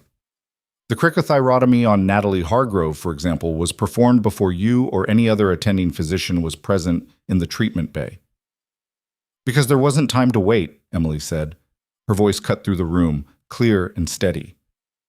"Hargrove's airway was closing. Her oxygen saturation was dropping. If I'd waited for an attending physician to arrive, she would have coded." Sterling turned to her. "Ms. Hayes, I understand you believe your actions were justified. However, the law is very clear about scope of practice. Regardless of your training or your intentions, you do not have the legal authority to perform surgical procedures in this state." "Then the law is wrong," Emily said. More murmurs. Frost held up a hand for silence. "Ms. Hayes," Frost said carefully, "I think what Mrs. Sterling is trying to explain—" "I know exactly what she's trying to explain," Emily interrupted. "She's trying to explain that I should have let people die rather than break protocol, that 17 soldiers and a city councilwoman are less important than maintaining a hierarchy that values credentials over competence." She stood. "I spent 3 years in combat zones saving lives under conditions you can't even imagine. I have more trauma experience than half the surgical residents in this hospital. And last night, I used that experience to make sure everyone who came through those doors went home alive. So if you want to suspend my license for that, go ahead. But don't pretend it's about the law. It's about doctors being threatened by a nurse who's better at their job than they are." The room erupted. Some people nodded. Others looked shocked. Frost's expression remained unreadable. Sterling waited for the noise to die down. "Ms. Hayes, your passion is commendable, but passion doesn't change the legal reality. This hospital has liability concerns. If we allow unlicensed personnel to perform—" "She's not unlicensed," a voice said from the back of the room. Everyone turned. Colonel Brenner stood in the doorway. He wore his dress uniform this time, medals gleaming on his chest, and he looked like he'd come prepared for a fight. "Ms. Hayes holds advanced certifications from the Department of Defense," Brenner continued, walking into the room. "Tactical combat casualty care, advanced trauma life support. She's certified to perform emergency surgical procedures in field conditions. And under federal law, those certifications carry the same weight as civilian medical credentials in emergency situations." Sterling's eyes narrowed. "Colonel Brenner, with all due respect, this is a civilian hospital. Military certifications don't—" "They do when the emergency involves military personnel," Brenner cut her off. 17 of the patients treated last night were active-duty National Guard soldiers. That makes this a military medical incident, which means Ms. Hayes was operating under federal authority, not state law. He pulled a document from his jacket. "I have a letter here from the Judge Advocate General's office confirming that Ms. Hayes' actions last night were not only legal, but exemplary. Any attempt to punish her for providing life-saving care to service members will be met with a full investigation by the Department of Defense." He handed the letter to Sterling, who read it with an expression that could have frozen steel. Frost looked at Hargrove. Hargrove looked at Sterling. Sterling's jaw tightened. "This changes the situation," Sterling said finally. "However, the cricothyrotomy performed on Ms. Hargrove was not on a military patient. That procedure still falls outside federal jurisdiction." "But it falls within mine," Hargrove said. Every head turned toward him. Hargrove stepped forward. "My daughter is alive because of Ms. Hayes. I don't care about protocols or jurisdictions or anyone's wounded pride. I care about results.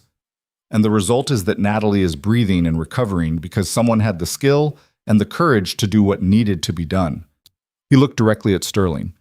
"As the hospital's largest private donor, I'm exercising my right to intervene in personnel matters that affect the institution's reputation. I'm requesting that all complaints against Ms. Hayes be withdrawn immediately." Sterling's expression went carefully blank. Mr. Hargrove, I appreciate your position, but the physicians who filed the complaint can be reminded that their research grants, their departmental budgets, and their continued employment all depend on the goodwill of this hospital's donors, Hargrove said. His voice was pleasant. His eyes were not. I'm sure they'll understand. Frost cleared her throat. Mr. Hargrove, while we value your support, we can't simply dismiss a formal complaint without— Then investigate, Hargrove said. Do a full review. Interview witnesses. Examine the medical records. And when you're done, you'll find that Ms. Hayes saved lives that would have been lost if she'd followed protocol. He turned to Emily. In the meantime, I'm making a personal donation of $5 million to establish a new trauma fellowship program at Metrovale Medical Center, and I'm recommending that Ms. Hayes be appointed as the program's lead clinical instructor. The room went silent. Emily stared at him, unable to process what she'd just heard. Frost recovered first. Mr. Hargrove, that's an extraordinarily generous offer, but Miss Hayes is a nurse, not a physician, Hargrove finished. I'm aware, which is exactly why she's perfect for the role.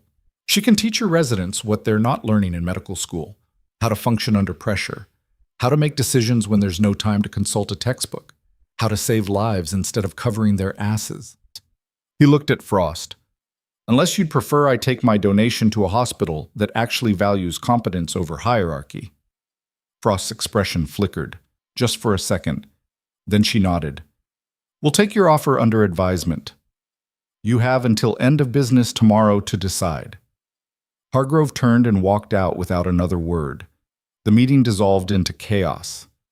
Residents argued with attendings. Nurses whispered furiously to each other. Sterling gathered her papers with movements that looked like she wanted to throw something. Vega appeared at Emily's elbow. Let's get you out of here before this turns into a riot.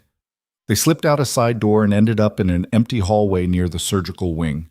Emily leaned against the wall, trying to slow her racing heart. What just happened? She asked. You just became the most controversial person in this hospital, Vega said. Congratulations. I didn't ask for any of this. No, but you got it anyway. He studied her. The question is, what are you going to do with it? Before Emily could answer, her phone buzzed. Another text. Unknown number again. You're making this worse. Stop now or people will get hurt. She showed it to Vega. His expression darkened. That's a threat, he said. Yeah, I'm getting good at recognizing those. You should report it. To who?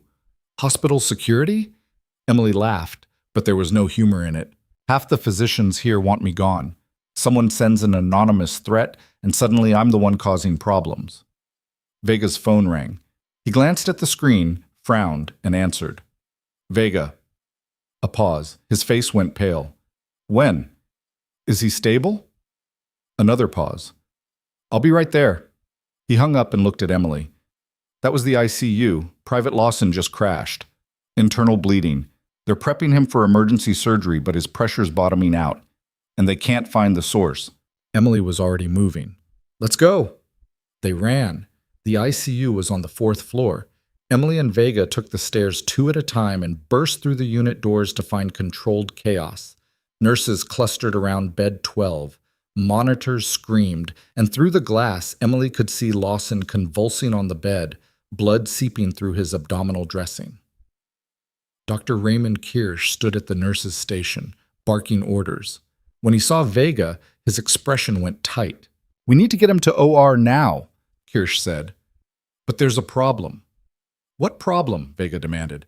The on-call vascular surgeon is stuck in traffic. ETA 30 minutes, and we don't have 30 minutes. Vega swore. What about the other surgeons? They're all in cases. We're running at max capacity. Emily pushed past them and looked through the glass at Lawson. His skin had that gray pallor again. His breathing was shallow and rapid. The monitors showed a blood pressure of 60/30 and dropping. She made the decision in half a second. Get him to OR 3, she said. I'll scrub in. Kirsch stared at her. You're not a surgeon. No, but I'm the one who put him back together the first time. I know exactly where that repair is and what could have failed. She turned to Vega. You with me? Vega didn't hesitate. Let's move. They transferred Lawson to a gurney and ran him down to the surgical wing. Emily scrubbed while Vega prepped the OR. By the time they wheeled Lawson in, Emily's hands were steady and her mind was clear. The anesthesiologist, Dr. Patel again, got Lawson under in record time. Emily draped the field, grabbed a scalpel, and opened the abdomen along the previous incision line. Blood flooded the cavity immediately. Dark, venous, coming from somewhere deep. "Suction," Emily said. Vega worked beside her, clearing blood while Emily's hands explored the surgical site. She found the liver packing, still in place, no sign of delayed bleeding there. Found the colon repair, intact. Then her fingers brushed against something that shouldn't have been there. A missed bleeder, small, tucked behind the duodenum where it had been invisible during the initial surgery. The vessel had probably been in spasm during the first procedure, clamped down by the body's stress response. But once Lawson had stabilized and his blood pressure normalized, the spasm had released, and the bleeding had started. It was the kind of thing that could happen to anyone, the kind of complication that didn't mean you'd done anything wrong, but it could still kill the patient if you didn't find it in time. Emily clamped the vessel, ligated it with practiced efficiency, and checked for any other hidden sources of bleeding. Found none. "That's it," she said. "He's good." They closed quickly. By the time they wheeled Lawson back to the ICU, his vitals were stable and his pressure was climbing back toward normal. Patel stripped off his gloves, looking shaken. "How did you find that? I've seen attendings miss bleeders like that." "Experience," Emily said. "And luck." But as she scrubbed out, her hands finally started to shake. Not from fear, from exhaustion, from the realization that she'd just performed her second unauthorized surgery in 12 hours. And this time there'd been witnesses, physicians who could corroborate Brennan's complaint, evidence that would be impossible to dismiss. Vega found her in the scrub room, sitting on a bench with her head in her hands. "You okay?" he asked. "I just buried myself." "You just saved a kid's life. Again." "Same thing at this point." Vega sat down beside her. "For what it's worth, I'm going to document in Lawson's chart that I supervised the entire procedure, that you acted under my direct orders as an assistant." Emily looked at him. "That's not true." "It's true enough, and it'll cover both of us." He paused. "Unless you'd rather I didn't." Emily thought about it, about Reeves's offer, about Brennan's complaint, about the fact that she'd just crossed a line she couldn't uncross, and there was no going back now. "Do it," she said. Vega nodded and stood. "Get some rest, Hayes. You've earned it." He left. Emily sat there for another 10 minutes, then forced herself to stand. She changed out of her scrubs, grabbed her bag from her locker, and headed for the exit. The parking lot was bright with midday sun. Emily squinted against the light, fumbling for her sunglasses, and didn't see the person waiting by her car until she was 10 feet away. Marcus Denton, arms crossed, expression unreadable. Emily stopped. "We done with this conversation?" "No," Denton said. "We're not. Because I need to tell you something, and you need to hear it. I'm too tired for whatever game you're playing." "It's not a game." He stepped closer. "Brennan's planning something. Something bigger than a medical board complaint. She's been talking to a journalist, someone from the Metrovale Tribune, feeding them a story about how Metrovale Medical Center is allowing unlicensed personnel to perform surgery, how the hospital is covering up medical malpractice to protect its reputation." Emily's blood went cold. "When?" "The story goes live tomorrow morning, front page, with photos, witness testimony, the whole thing." He paused. "I tried to talk her out of it. She told me to stay out of it, or I'd be named in the article too." "Why are you telling me this?" Denton's jaw tightened. "Because I was wrong about you.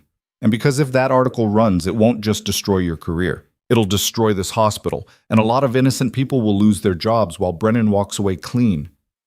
Emily stared at him. "What do you want me to do about it?" "Fight back. You have evidence, witnesses, patients who are alive because of you. Use it. Go public before she does. Tell your side of the story." "I'm not a politician. I'm a nurse." "You're a soldier," Denton said. "And soldiers don't surrender. They adapt. They find a way to win." He pulled a business card from his pocket.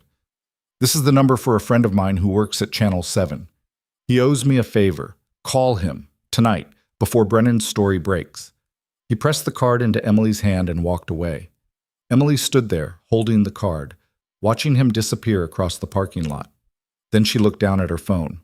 3 missed calls, all from the same number, Julia Reeves. Emily got in her car, started the engine, and sat there trying to decide what to do. The smart thing would be to go home. Sleep. Let the pieces fall where they would. But Emily hadn't survived 3 combat deployments by playing it safe. She dialed Reeves's number. It rang once. "I was starting to think you'd ignored my advice." "I need to know something," Emily said. "That second text, the one warning me not to trust you. Did you send it?" A pause. Then Reeves laughed, low and bitter. "No, but I know who did. Dr. Sylvia Brennan. She's been tracking your movements since last night. She knows we met, and she's trying to isolate you, make you think you can't trust anyone." "Can I trust you?" "That's a question you'll have to answer for yourself. But I can tell you this. I have information that will bury Brennan's credibility before she ever gets a chance to destroy yours. The question is whether you're willing to use it." Emily's grip tightened on the steering wheel. "What kind of information?" "The kind that proves she's been falsifying patient records to cover up her own surgical mistakes. The kind that shows she's been retaliating against staff members who questioned her judgment. The kind that ends careers." Reeves paused. "But if we go down this road, Hayes, there's no turning back. It becomes a war. And wars have casualties." Emily closed her eyes, thought about Lawson, about Tyler Moss, about Natalie Hargrove, about every patient she'd saved while people like Brennan played politics and protected their egos. "Set up a meeting," Emily said. "Tonight, somewhere private. And bring everything you have." "Good. There's a storage unit facility on Industrial Boulevard, Unit 42, 9 p.m. Come alone." The line went dead.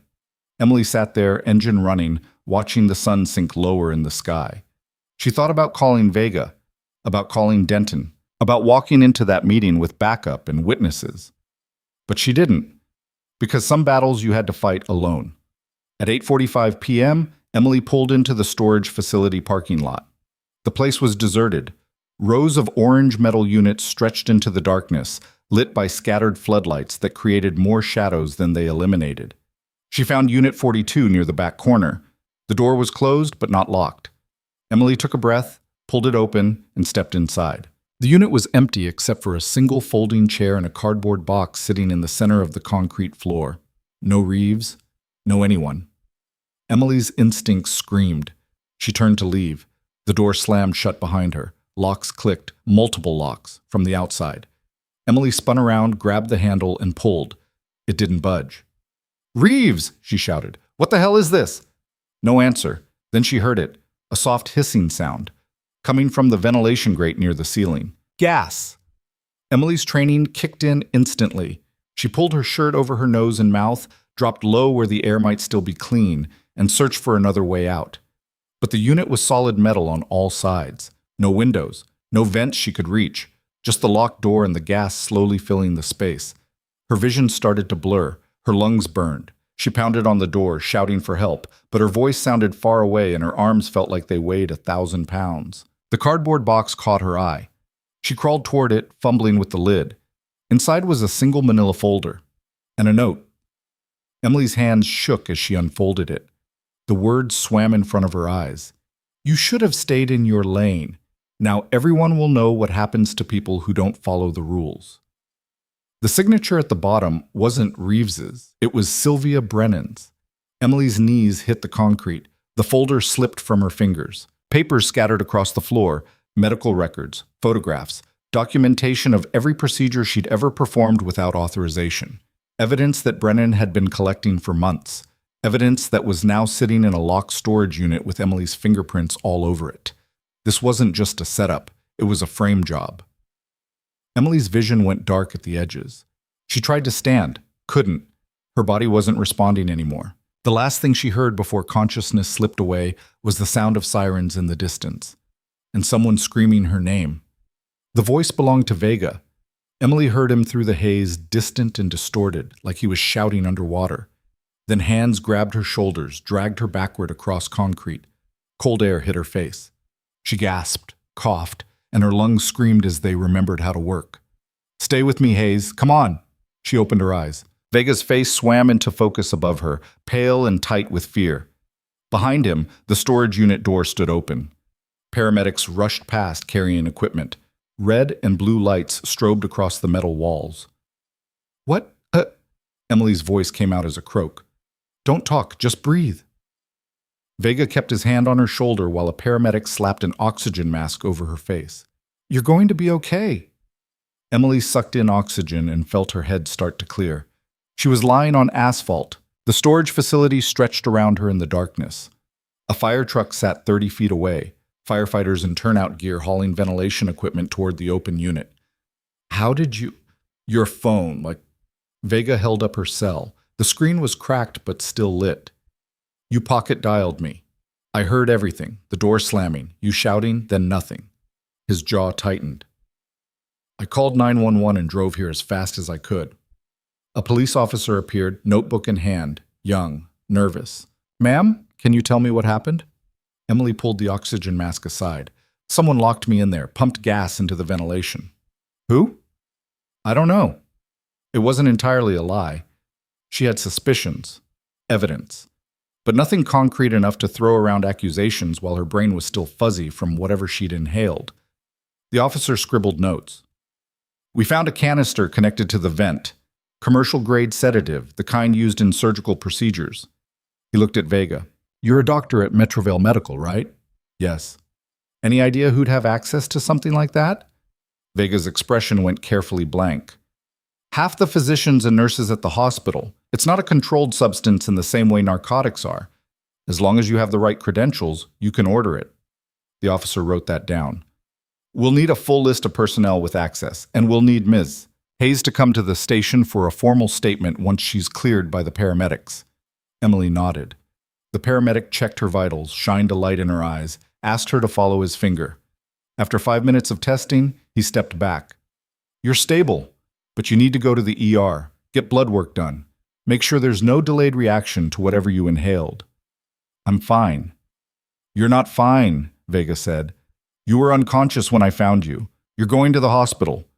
Emily wanted to argue, but her head was pounding and her hands were shaking, and she knew he was right. They transported her to Metrovale in the back of an ambulance. Vega rode along, silent and tense. When they arrived, he bypassed the main ER entrance and took her directly to a private examination room in the back. "Stay here," he said. "I'll handle the paperwork." He disappeared. Emily sat on the exam table, still wearing her street clothes, and stared at the wall. Her mind raced. Brennan had set this up. Had to be. The fake meeting with Reeves, the locked unit, the evidence planted inside. It was too coordinated to be anything else. But why? Just to frame her? To make it look like Emily had broken into a storage unit to hide evidence of her unauthorized procedures, then accidentally gassed herself in the process? No. It was bigger than that. Brennan wanted Emily discredited, humiliated, removed from the hospital so thoroughly that no one would ever question what had really happened. The door opened. But it wasn't Vega who walked in. It was Julia Reeves. Emily was on her feet in a second, fists clenched. "You set me up." Reeves closed the door behind her. "I did no such thing. Someone used my identity to lure you to that storage unit. The text you received didn't come from my phone." "How do I know you're telling the truth?" Reeves pulled out her phone, tapped the screen, and turned it toward Emily. The call log showed no outgoing messages to Emily's number. "Because I have an alibi. I was at a state medical board hearing in the Capitol all day. 50 witnesses, video recording, time-stamped evidence that puts me 200 miles away when you received that text." She paused. "Someone spoofed my number, set us both up." Emily studied her face, looking for tells. Found none. "Brennan." "That's my guess. She knew I was building a case against her. She knew we'd spoken. So she used that connection to isolate you and make it look like you were working with a corrupt investigator to fabricate evidence." Reeves put her phone away. "Which means we're both targets now." "Why are you here?" "Because Vega called me, told me what happened, and because I have information you need to see." She pulled a flash drive from her pocket. "Everything I've collected on Brennan over the past 6 months. Medical records she falsified, Complaints she buried, staff members she threatened into silence. She held it out. This is enough to end her career, but only if you're willing to use it. Emily took the drive. What's the catch? No catch. Just a choice. You can take this to the police. Let them handle it through official channels. It'll take months, maybe years, and Brennan will have time to cover her tracks, hire lawyers, turn this into a he-said-she-said mess that destroys both of you. Reeves leaned against the door. Or you can take it to someone who can act faster. Who? Martin Hargrove. He has the resources and the connections to force the hospital's hand. One conversation with him and Brennan's finished. But you'll owe him, and men like Hargrove always collect. Emily closed her fingers around the flash drive. I'll think about it. Don't think too long. Brennan's article goes live in 6 hours. Once that happens, public opinion turns against you and this evidence becomes a lot harder to use. Reeves left. Emily sat back down on the exam table, turned the flash drive over in her hands.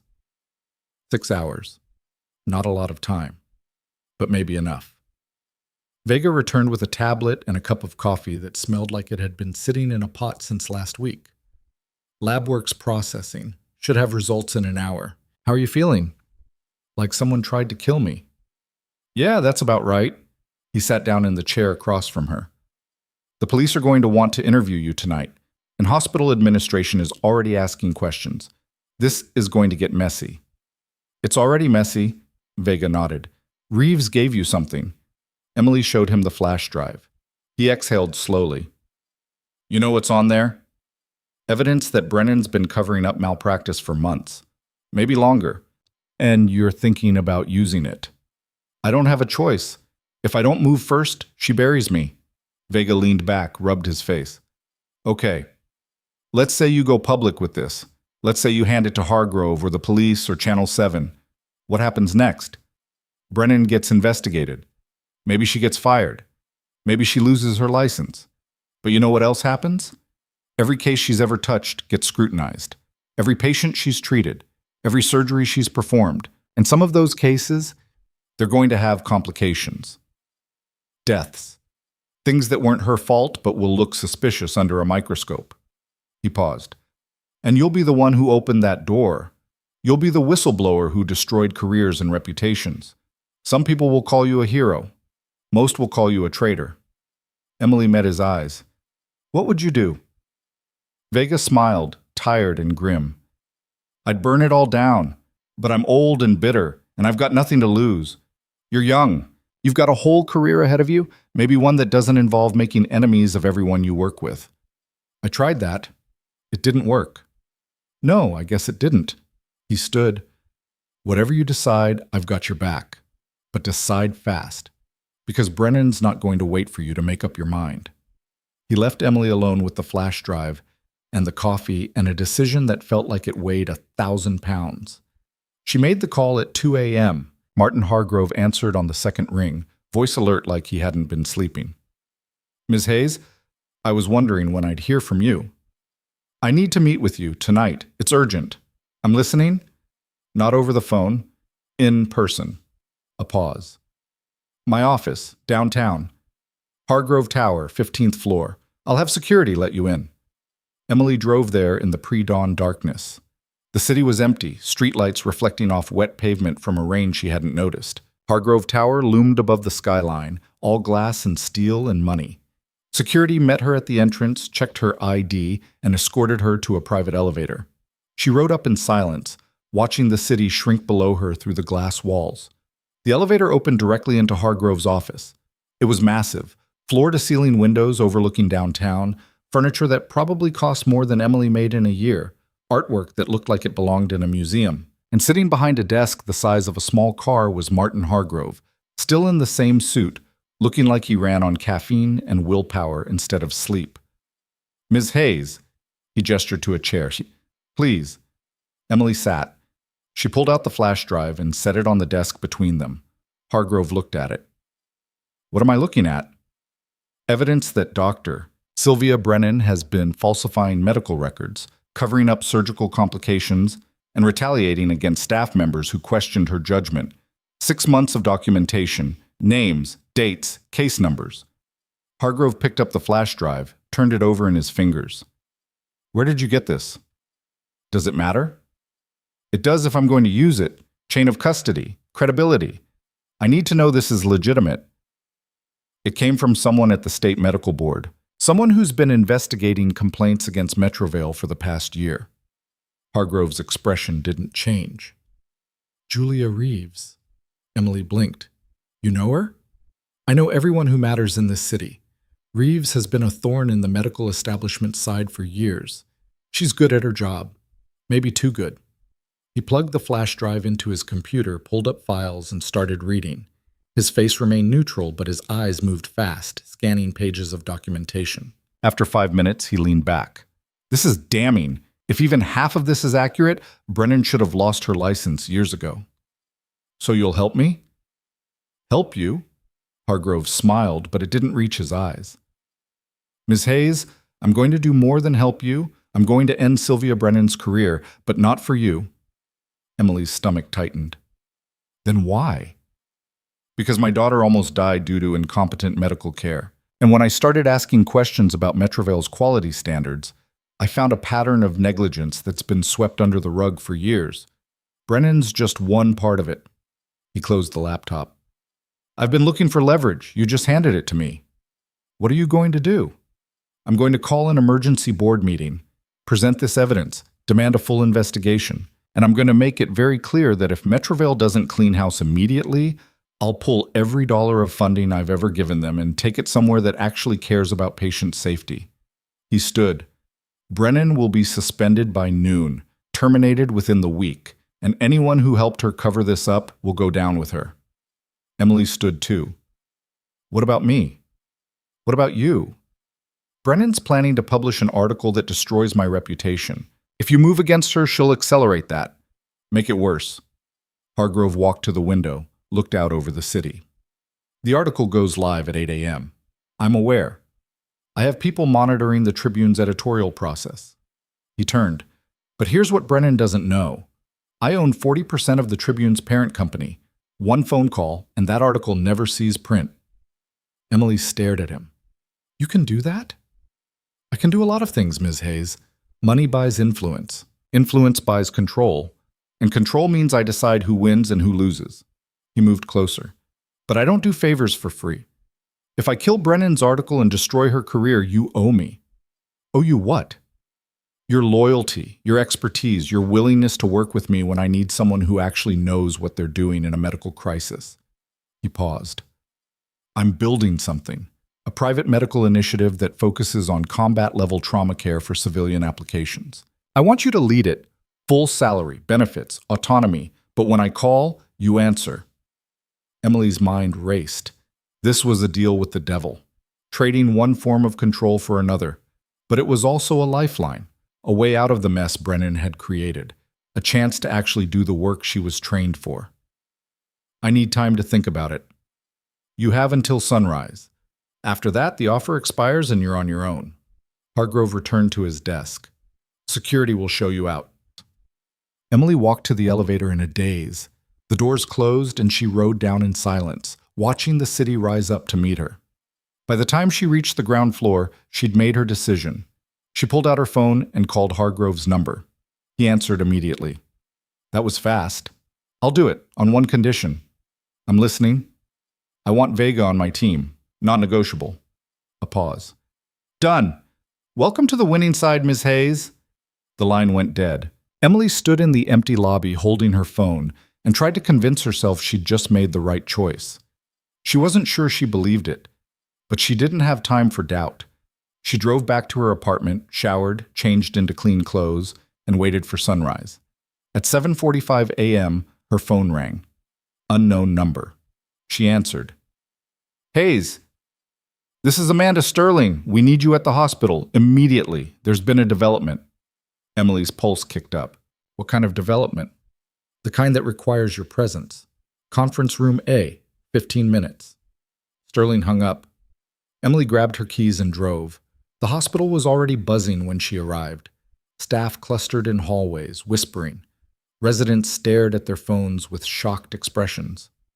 Emily pushed through the crowd and made her way to conference room A. The room was packed. every chair filled, standing room only along the walls. Frost stood at the front beside Sterling, both of them looking like they'd been up all night. And sitting in the corner, arms crossed and expression unreadable, was Martin Hargrove. Emily found a spot near the back. Vega caught her eye from across the room and nodded. Frost cleared her throat.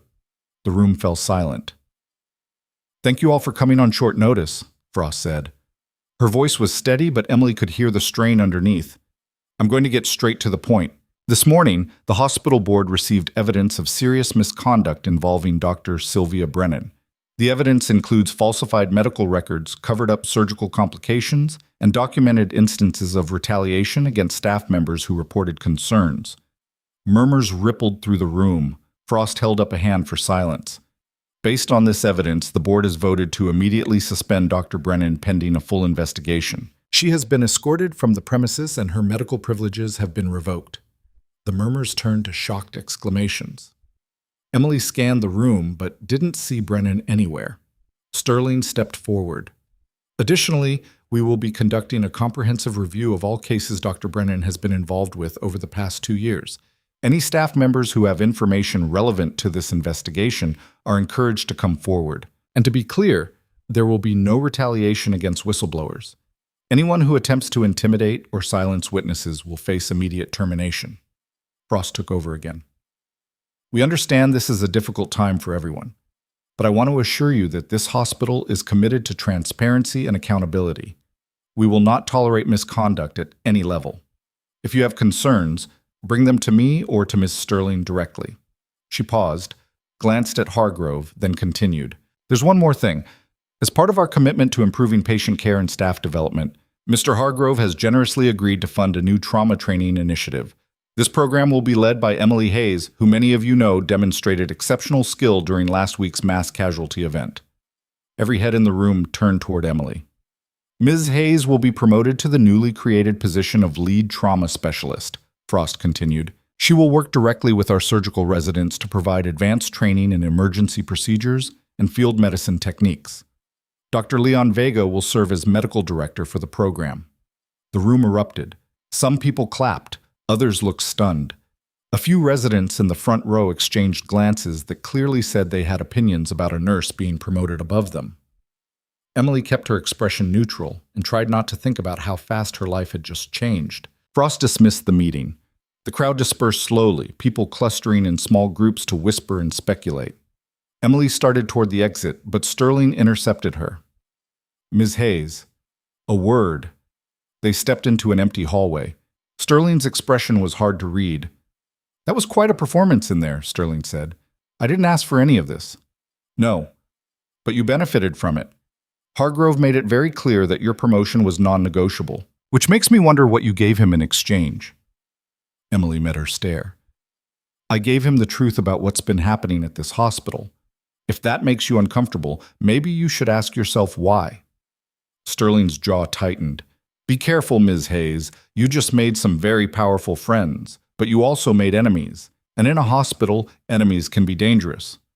"Is that a threat?" "It's a warning, from someone who's been navigating hospital politics a lot longer than you have." Sterling turned to leave, then paused. "For what it's worth, I read the evidence against Brennan. She deserved what she got. But that doesn't mean everyone's going to see it that way." She walked away. Emily stood there, processing the conversation, until Vega appeared at her elbow. "You okay?" he asked. "Define okay?" He smiled. "Fair point. Come on, we need to talk strategy." They found an empty conference room and closed the door. Vega pulled up files on his tablet, while Emily sat down and tried to organize her thoughts. "Hargrove wants us operational within 2 weeks, Vega said, "which means we need to develop a curriculum, select residents for the program, and somehow convince the surgical department that having a nurse teach their doctors isn't an insult to medicine itself." "No pressure." "None at all." He looked up. "You sure you're ready for this? Because once we start, there's no backing out. You'll be under constant scrutiny, every decision questioned, every procedure analyzed. If you mess up even once, they'll use it to prove you never should have been promoted in the first place." Emily thought about the storage unit, about Brennan's attempt to bury her, about all the times she'd been dismissed and ignored and told to stay in her lane. I'm ready, she said. They spent the next 4 hours planning. By the time they finished, Emily had a headache and a to-do list that looked impossible. But she also had something else: purpose, direction, a chance to actually make a difference instead of just surviving shift to shift. She was gathering her notes when her phone buzzed. Text from an unknown number. Parking garage. Level 2. Now. Come alone. Emily showed it to Vega. He frowned. Could be another trap. Could be. Or it could be someone with information. You want backup? Emily thought about it, then shook her head. Stay here. If I'm not back in 20 minutes, call security. She took the stairs to level 2. The garage was dim and quiet, shadows pooling between parked cars. Emily's hand drifted toward her bag where she'd started carrying pepper spray again after the storage unit incident. A figure emerged from behind a concrete pillar. Medium height, dark jacket, Marcus Denton. Emily stopped. We need to stop meeting like this. I had to talk to you. Away from the hospital, away from anyone who might be listening. He looked terrible, unshaven, eyes red-rimmed like he hadn't slept in days. What do you want? To warn you. Brennan's gone, but she's not finished. She's been making calls, talking to lawyers, claiming the evidence against her was fabricated, that you and Hargrove conspired to frame her because she tried to expose your unauthorized procedures. Emily's stomach dropped. She has no proof of that. She doesn't need proof. She just needs to create enough doubt to make people question whether the evidence is real. And if she succeeds, this whole thing blows back on you. Denton stepped closer. I know you didn't fabricate anything. I know Brennan deserved what happened, but I also know how she operates. She's going to burn everything down rather than go quietly. Why are you telling me this? Because I helped her. His voice cracked. I gave her information about your procedures, your certifications, your schedule. I thought... He stopped, started again. I thought I was protecting patient safety, protecting the integrity of medical practice, but I was just helping a narcissist protect her ego. Emily stared at him. You sold me out. Yes, and I have to live with that, but I'm trying to make it right. He pulled an envelope from his jacket. This is a signed statement detailing everything I know about Brennan's misconduct. Dates, cases, conversations. It corroborates the evidence Hargrove presented to the board. He held it out. Emily took it. There's something else, Denton said. Brennan wasn't working alone. There are other physicians involved, attendings who've been covering for each other, protecting their own while throwing everyone else under the bus. He paused. I have names, if you want them. Emily opened the envelope. Inside was a typed statement, single-spaced, 3 pages long. At the bottom was Denton's signature and a notary seal. Why should I trust this? She asked. Because I'm done lying, done protecting people who don't deserve it, done being part of a system that values hierarchy over competence. He met her eyes. You were right about me. I was arrogant, insecure, threatened by someone who was better at my job than I was. But I'm trying to change, and this is where it starts.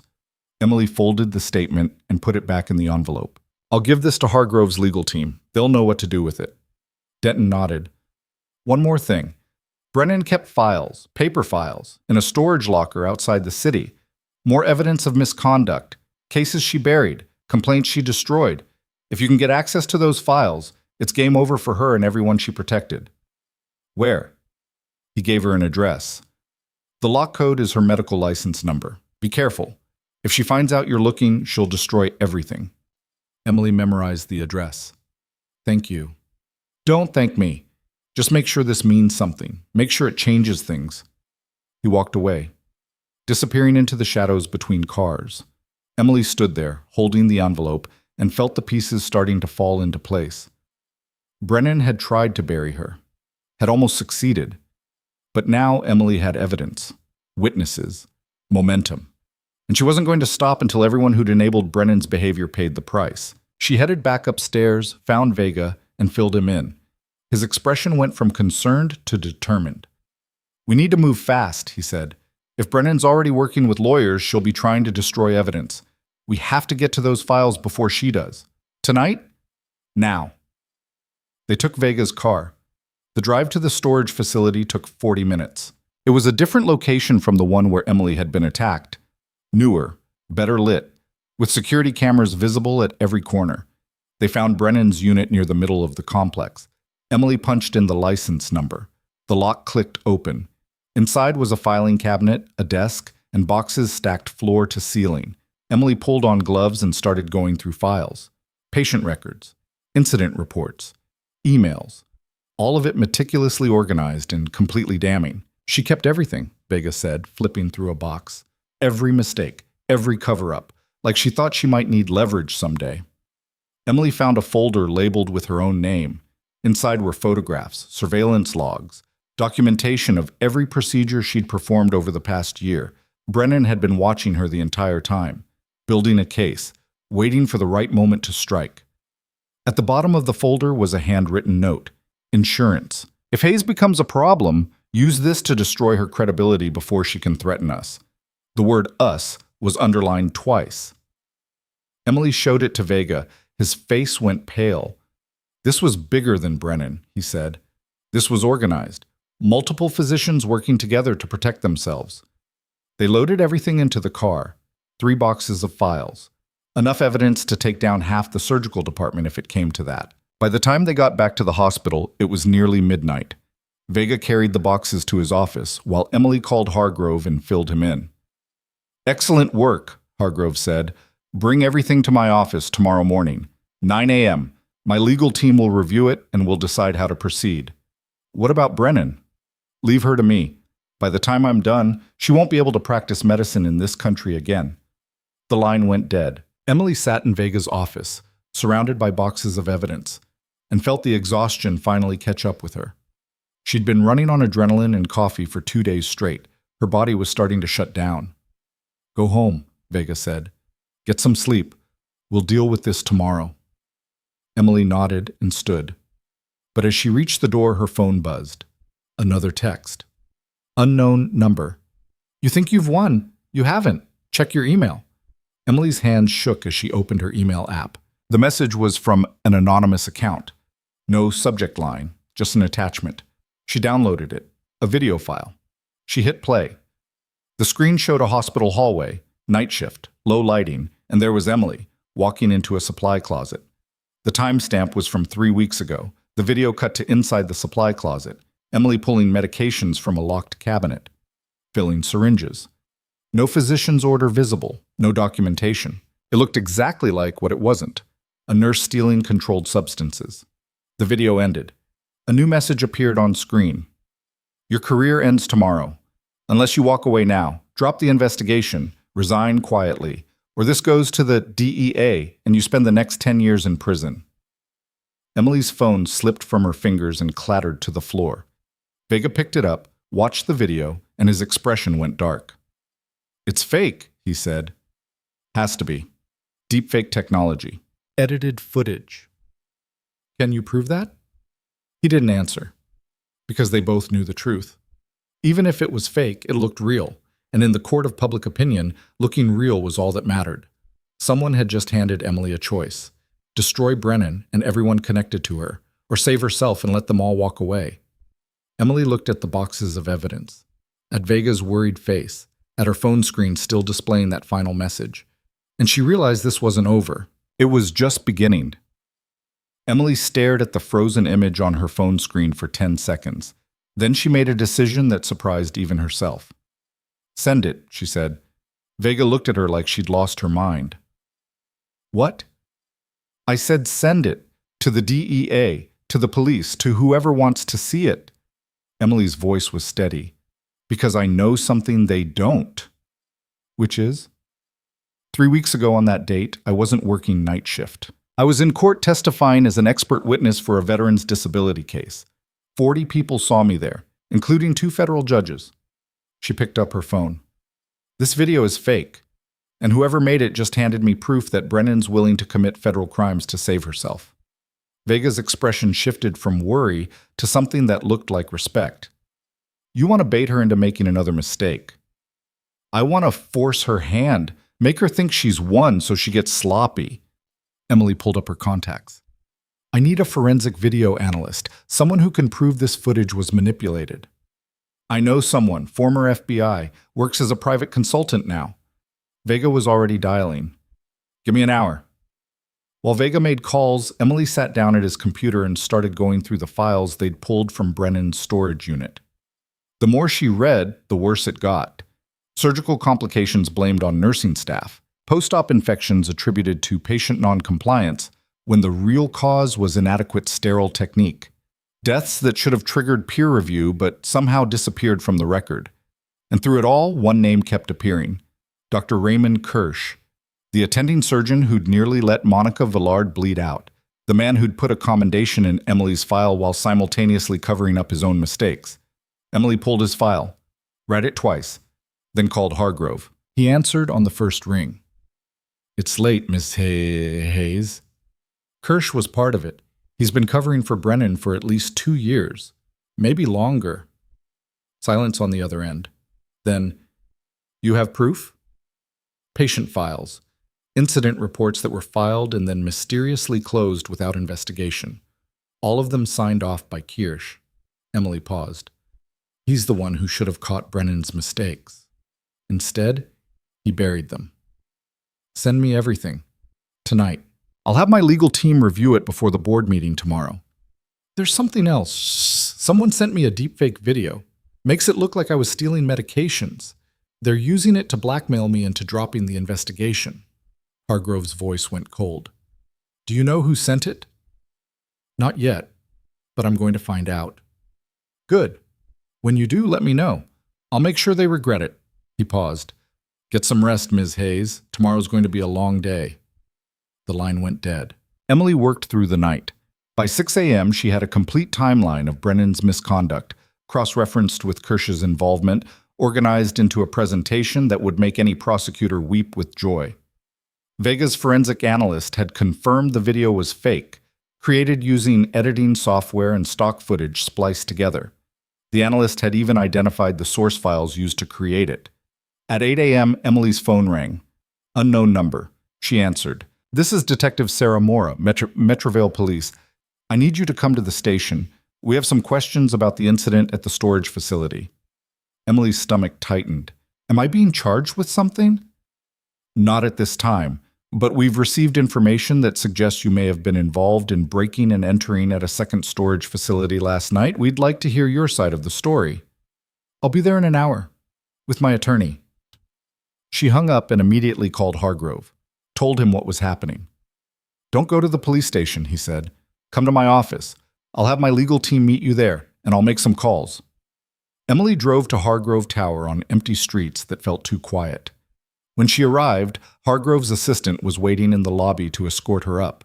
The office was already full. 3 attorneys in expensive suits, a forensic analyst with a laptop, and Hargrove himself, looking like he'd been up as long as Emily had.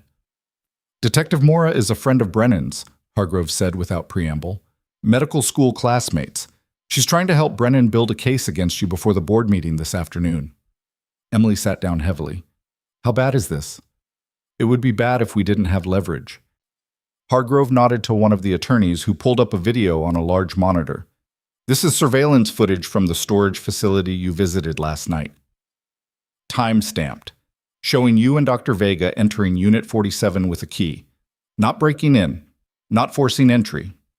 Using a key that was provided to you by Dr. Marcus Denton, who had legal access to the unit as a co-lessor." Emily stared at the screen. "How did you get this?" "I own the company that manages that facility. I pulled the footage this morning." Hargrove's smile was thin. "Brennan reported the unit as broken into, but the surveillance shows otherwise, which means she just filed a false police report." One of the attorneys spoke up. "We're prepared to file charges against Dr. Brennan for filing a false report, for attempted extortion via the deepfake video, and for conspiracy to commit fraud. We have enough evidence to put her in prison. The question is whether you want to pursue that or settle this another way." Emily looked at Hargrove. "What's the other way?" "We make her disappear. Not literally," he added when he saw Emily's expression, "but professionally. We give her a choice. Surrender her medical license voluntarily and leave the state, or we prosecute her to the fullest extent of the law. Either way, she never practices medicine again." "What about everyone she hurt? The patients who died because she was too arrogant to admit she made a mistake?" "We can't bring them back," Hargrove said quietly. but we can make sure she never has the chance to hurt anyone else. And we can use this case to force Metrovale to implement real oversight, real accountability, so the next Sylvia Brennan gets caught before she kills someone. Emily thought about it. About justice versus revenge. About what would actually make a difference versus what would just feel good in the moment. I want her prosecuted, Emily said. I want every physician who helped her held accountable, and I want the families of the patients she harmed to know the truth. They deserve that much. Hargrove nodded. Then that's what we'll do. The board meeting started at 2 p.m. Emily arrived early and found the conference room already packed. Every board member was there. Hospital administrators, legal counsel. And sitting in the front row with an attorney on each side was Sylvia Brennan herself. She looked different, older, tired. But her eyes still held that same cold calculation Emily remembered. Frost called the meeting to order. We're here to review evidence of misconduct by Dr. Sylvia Brennan and to determine appropriate disciplinary action. Mr. Hargrove, you have the floor. Hargrove stood and the room fell silent. For the next 40 minutes, he presented evidence with the precision of a surgeon and the ruthlessness of a prosecutor. Patient files, falsified records, witness statements, the deepfake video and the forensic analysis proving it was fabricated. Denton's signed statement. The surveillance footage from the storage facility. Brennan's attorneys objected, claimed the evidence was obtained illegally, argued that their client was being persecuted for trying to maintain medical standards. Then Hargrove played his final card. I'd like to call a witness, he said. Private First Class James Lawson. The doors opened and Lawson walked in. He was pale, moving carefully, but he was walking, alive. Because Emily had saved him twice. Lawson took a seat at the front of the room and looked directly at Brennan. Tell us what happened, Hargrove said gently. Lawson's voice was quiet but steady.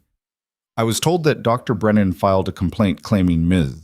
Hayes performed unauthorized surgery on me, that she endangered my life by acting outside her scope of practice.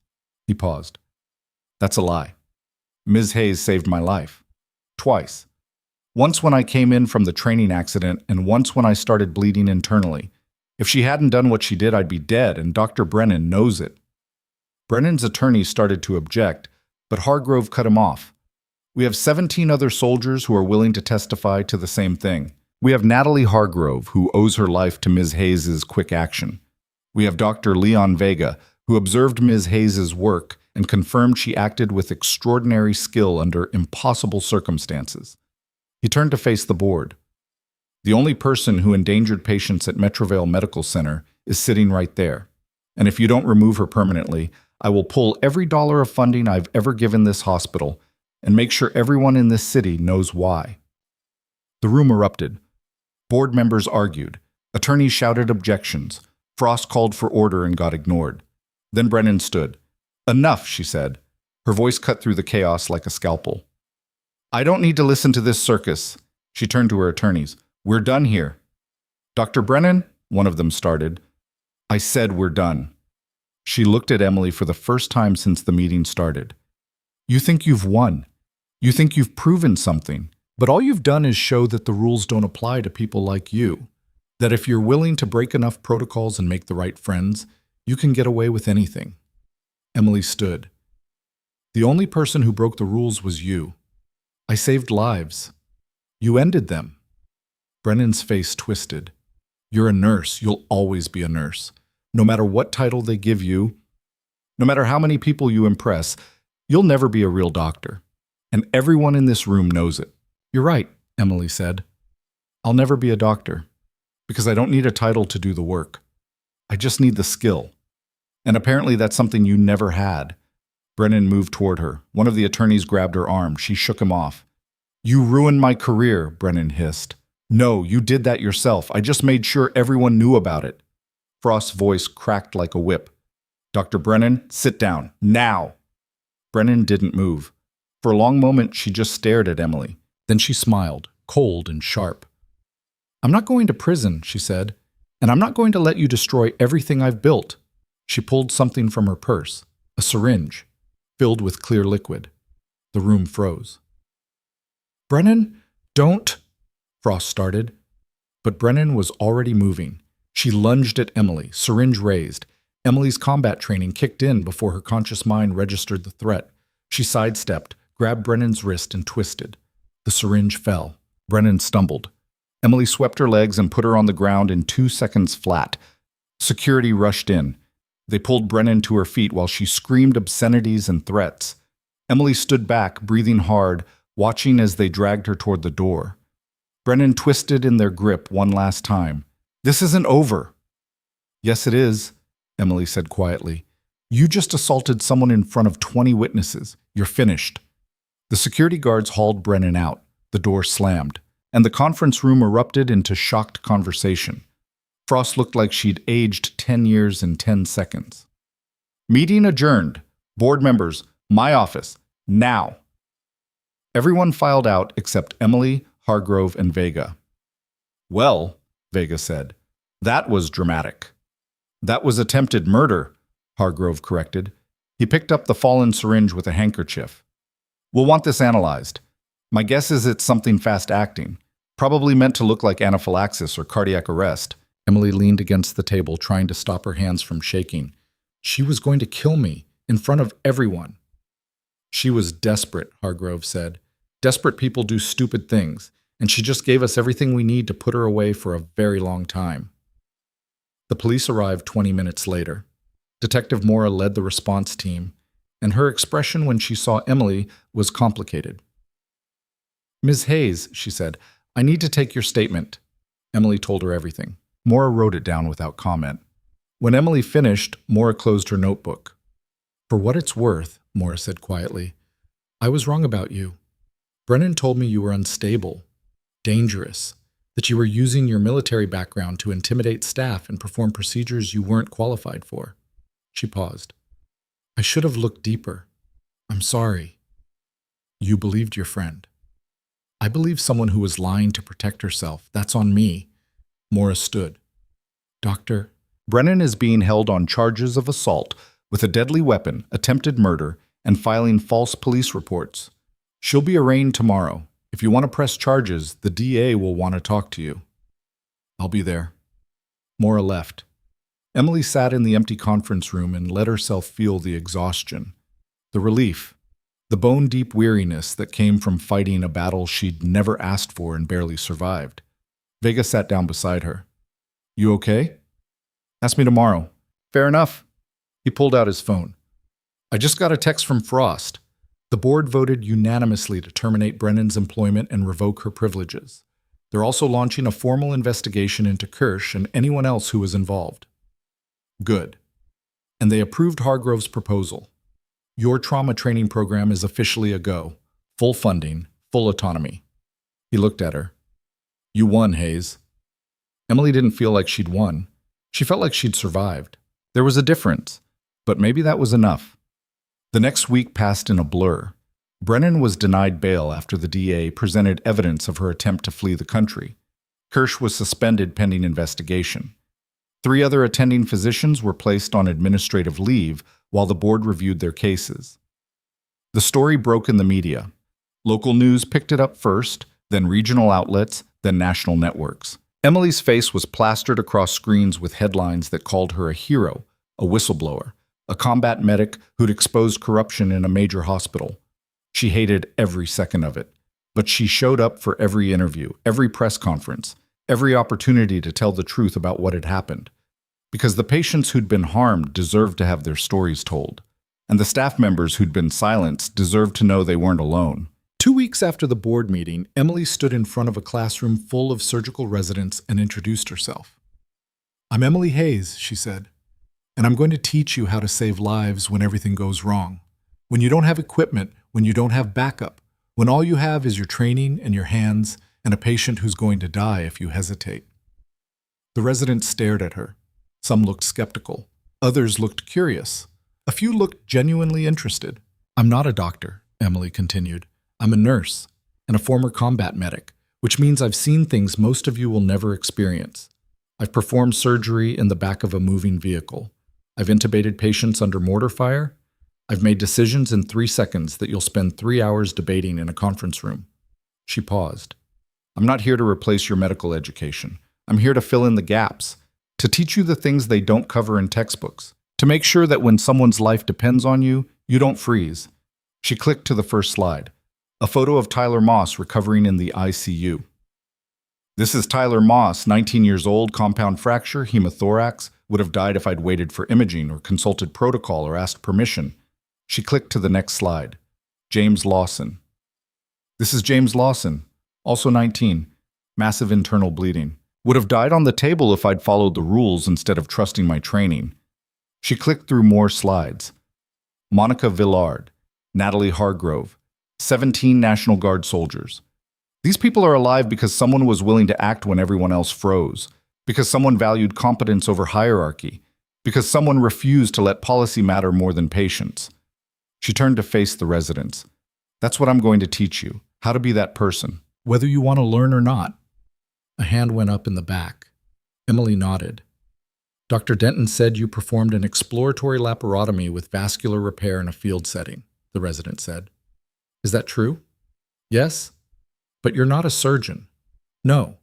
But I had a patient who was bleeding out and no surgeon available, so I became one. Emily met the resident's eyes. You can spend the next 5 years learning to be perfect, or you can spend the next 5 months learning to be effective. Your choice. The hand went down. Emily taught for 3 hours straight. By the end, half the residents looked exhausted. The other half looked energized. All of them looked like they'd learned something. After class, Denton approached her. He'd been sitting in the back, observing. That was incredible, he said. That was necessary. Can I join the program? Officially? Emily studied him. He looked different, humbler, like recent events had knocked some of the arrogance out of him. On one condition, she said. Name it. You tell every one of those residents what you told me, about helping Brennan, about your mistakes, about what happens when ego matters more than excellence. Denton swallowed hard. You want me to humiliate myself in front of my peers. I want you to show them what accountability looks like, because that's the only way this actually changes. He thought about it for a long moment, then nodded. Okay, I'll do it. 3 months later, the trial started. Emily testified for 6 hours over 2 days. She told the jury about Brennan's falsified records, about the patients who'd died, about the culture of silence that had allowed it all to happen. Brennan's defense tried to paint Emily as a rogue actor, a glory seeker, someone who'd fabricated evidence to destroy a talented surgeon's career. The prosecution countered with 17 soldiers, with Natalie Hargrove, with medical experts who reviewed Brennan's cases and found pattern after pattern of negligence. The jury deliberated for 4 hours. Guilty on all counts. Brennan was sentenced to 12 years in federal prison. Kirsch pled guilty to obstruction and received 5 years probation. 3 other physicians surrendered their licenses rather than face prosecution. The day after the sentencing, Emily got a letter. No return address. She opened it to find a single handwritten page. You destroyed my life. I hope you're proud. It was signed by Sylvia Brennan. Emily read it once. Then she burned it and scattered the ashes. 6 months after that, Emily stood in front of a different room. This one was full of hospital administrators, medical board representatives, and healthcare policymakers from across the state. Vega introduced her. Ms. Hayes has been running our trauma training program for the past 9 months. In that time, we've seen a 40% reduction in surgical complications during emergency procedures. Resident confidence scores have increased. Patient outcomes have improved. And we've created a model that other hospitals are now asking to replicate. Emily stepped up to the podium. She'd given 100 speeches by now, testified in court, spoken at medical conferences, appeared on news programs. But this one felt different. This one mattered. When I started at Metrovale Medical Center, she said, I was told to stay in my lane, to follow orders, to remember my place, and for a long time I did. Because that's what you do when you're trying to survive in a system that wasn't built for people like you. She paused. But survival isn't enough.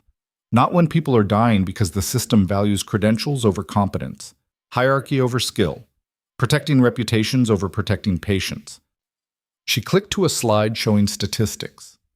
Reduced mortality rates, improved emergency response times, higher staff satisfaction scores. This is what happens when you empower people to use their full training, when you value experience regardless of title, when you create a culture where speaking up is rewarded instead of punished. She looked out at the audience. It's not complicated, it's just hard, because it requires people in power to admit they don't have all the answers, to listen to voices they've been ignoring, to value results over ego. She clicked to the final slide. A photo of her team, Vega, Denton, a dozen nurses and residents, all in scrubs, all looking tired and proud. This is my team. Doctors and nurses working together, learning from each other, saving lives because we refuse to let bureaucracy matter more than patients. She paused. We're not perfect. We make mistakes. We argue. We disagree. But we show up. We do the work. And we make sure that when someone needs help, competence matters more than credentials. The applause started slowly, then built. By the time Emily stepped down from the podium, half the room was on their feet. Hargrove found her afterward. Hell of a speech. Just telling the truth? The truth has a way of being revolutionary. He handed her an envelope. This is an offer. I'm expanding the trauma initiative to 3 more hospitals. I want you to lead the implementation. Full salary. Full team. Your own budget. Emily opened the envelope. The number inside made her blink. That's generous. That's what you're worth. Think about it. He started to walk away, then paused. For what it's worth, you've changed how healthcare works in this city, maybe in this state. That matters. Emily watched him go. Then she found Vega, who was talking to a group of residents who'd flown in from another hospital to observe the program. We need to talk, Emily said. They found a quiet corner. Vega looked at her expectantly. Hargrove offered me a position, Emily said, running the trauma program expansion. That's fantastic. You should take it. I want you to come with me. Co-director. Equal partnership. Vega's eyebrows went up. You sure about that? I've never been more sure of anything. I can teach skills, you can navigate politics. Together, we can actually build something that lasts. He smiled. Then I'm in. They shook on it. That night, Emily drove to the storage facility where she'd almost died. She stood outside Unit 42, staring at the closed door, and thought about everything that had happened since that night. She'd almost given up, almost walked away, almost let fear and doubt win. But she hadn't, because somewhere along the way she'd stopped fighting to survive and started fighting to change things. And that made all the difference. Her phone buzzed. Text from Carla Ruiz. Tyler Moss just got discharged. Wanted to thank you personally. He's in the lobby. Emily drove back to the hospital, found Tyler standing near the exit with his parents, looking healthy and whole and alive. Ms. Hayes, he said, I wanted to say thank you for everything. You don't need to thank me. Just live a good life. That's enough. Tyler's mother stepped forward. My son is alive because you refused to follow rules that didn't make sense, because you trusted your training more than protocol. We'll never forget that. They hugged her. Emily let them, even though physical affection from strangers made her uncomfortable, because some moments required it. After they left, Emily stood in the empty lobby and looked around. This place had almost broken her, had tested her in ways combat never had. But she'd survived. More than that, she'd won. Not because she was perfect, not because she'd followed every rule, but because she'd refused to let a broken system define her worth. She thought about all the patients she'd saved, the lives she'd changed, the system she'd forced to evolve. And she thought about the girl who'd enlisted at 18 because she wanted to help people, who'd survived 3 deployments and came home thinking her fighting days were over, who discovered that the hardest battles weren't fought with weapons, but with truth and courage, and refusing to stay silent. That girl would be proud of who she'd become. Emily walked out of the hospital into the night. Tomorrow she'd start building something new, training the next generation, expanding the program, making sure that what had happened to her, the dismissals, the contempt, the nearly getting killed for doing the right thing, wouldn't happen to someone else. But tonight she let herself feel what she hadn't allowed herself to feel in months. Pride. Not in being perfect. Not in being right all the time. But in being brave enough to speak up when silence was easier. In trusting her skills when everyone told her to doubt them. In refusing to let fear or hierarchy or anyone's wounded ego matter more than saving lives. She got in her car and drove home through streets that felt different now. Lighter. like a weight she'd been carrying had finally lifted. Her phone buzzed one last time. Message from an unknown number. Thank you for not giving up. For showing us that competence matters more than credentials. For proving that the system can change if someone's brave enough to fight for it. You saved more than lives. You saved hope. It was signed by 15 nurses from hospitals across the state. People she'd never met. People who'd heard her story and found the courage to speak up about their own experiences. Emily read it twice, then saved it, because some messages were worth keeping. She thought about Brennan sitting in a prison cell, probably still convinced she was the victim. About Kairush, who'd lost everything trying to protect a colleague who didn't deserve it. About all the people who'd valued reputation over truth and paid the price. They'd taught her something important. That silence protects the wrong people. That hierarchy without accountability is just tyranny with a medical degree. That the system only changes when someone refuses to accept it as it is. Emily Hayes had been that someone. Not because she was special, not because she was fearless, but because when the moment came, when she had to choose between keeping her head down and standing up, she chose to stand. And in the end, that made all the difference. She pulled into her apartment complex, parked, and sat in the darkness for a moment. Tomorrow would bring new challenges, new battles, new people who'd underestimate her because of her title or her background or her refusal to play politics. But tonight, she let herself rest, because she'd earned it. The woman they'd treated like nothing had become the one who'd changed everything, and she was just getting started.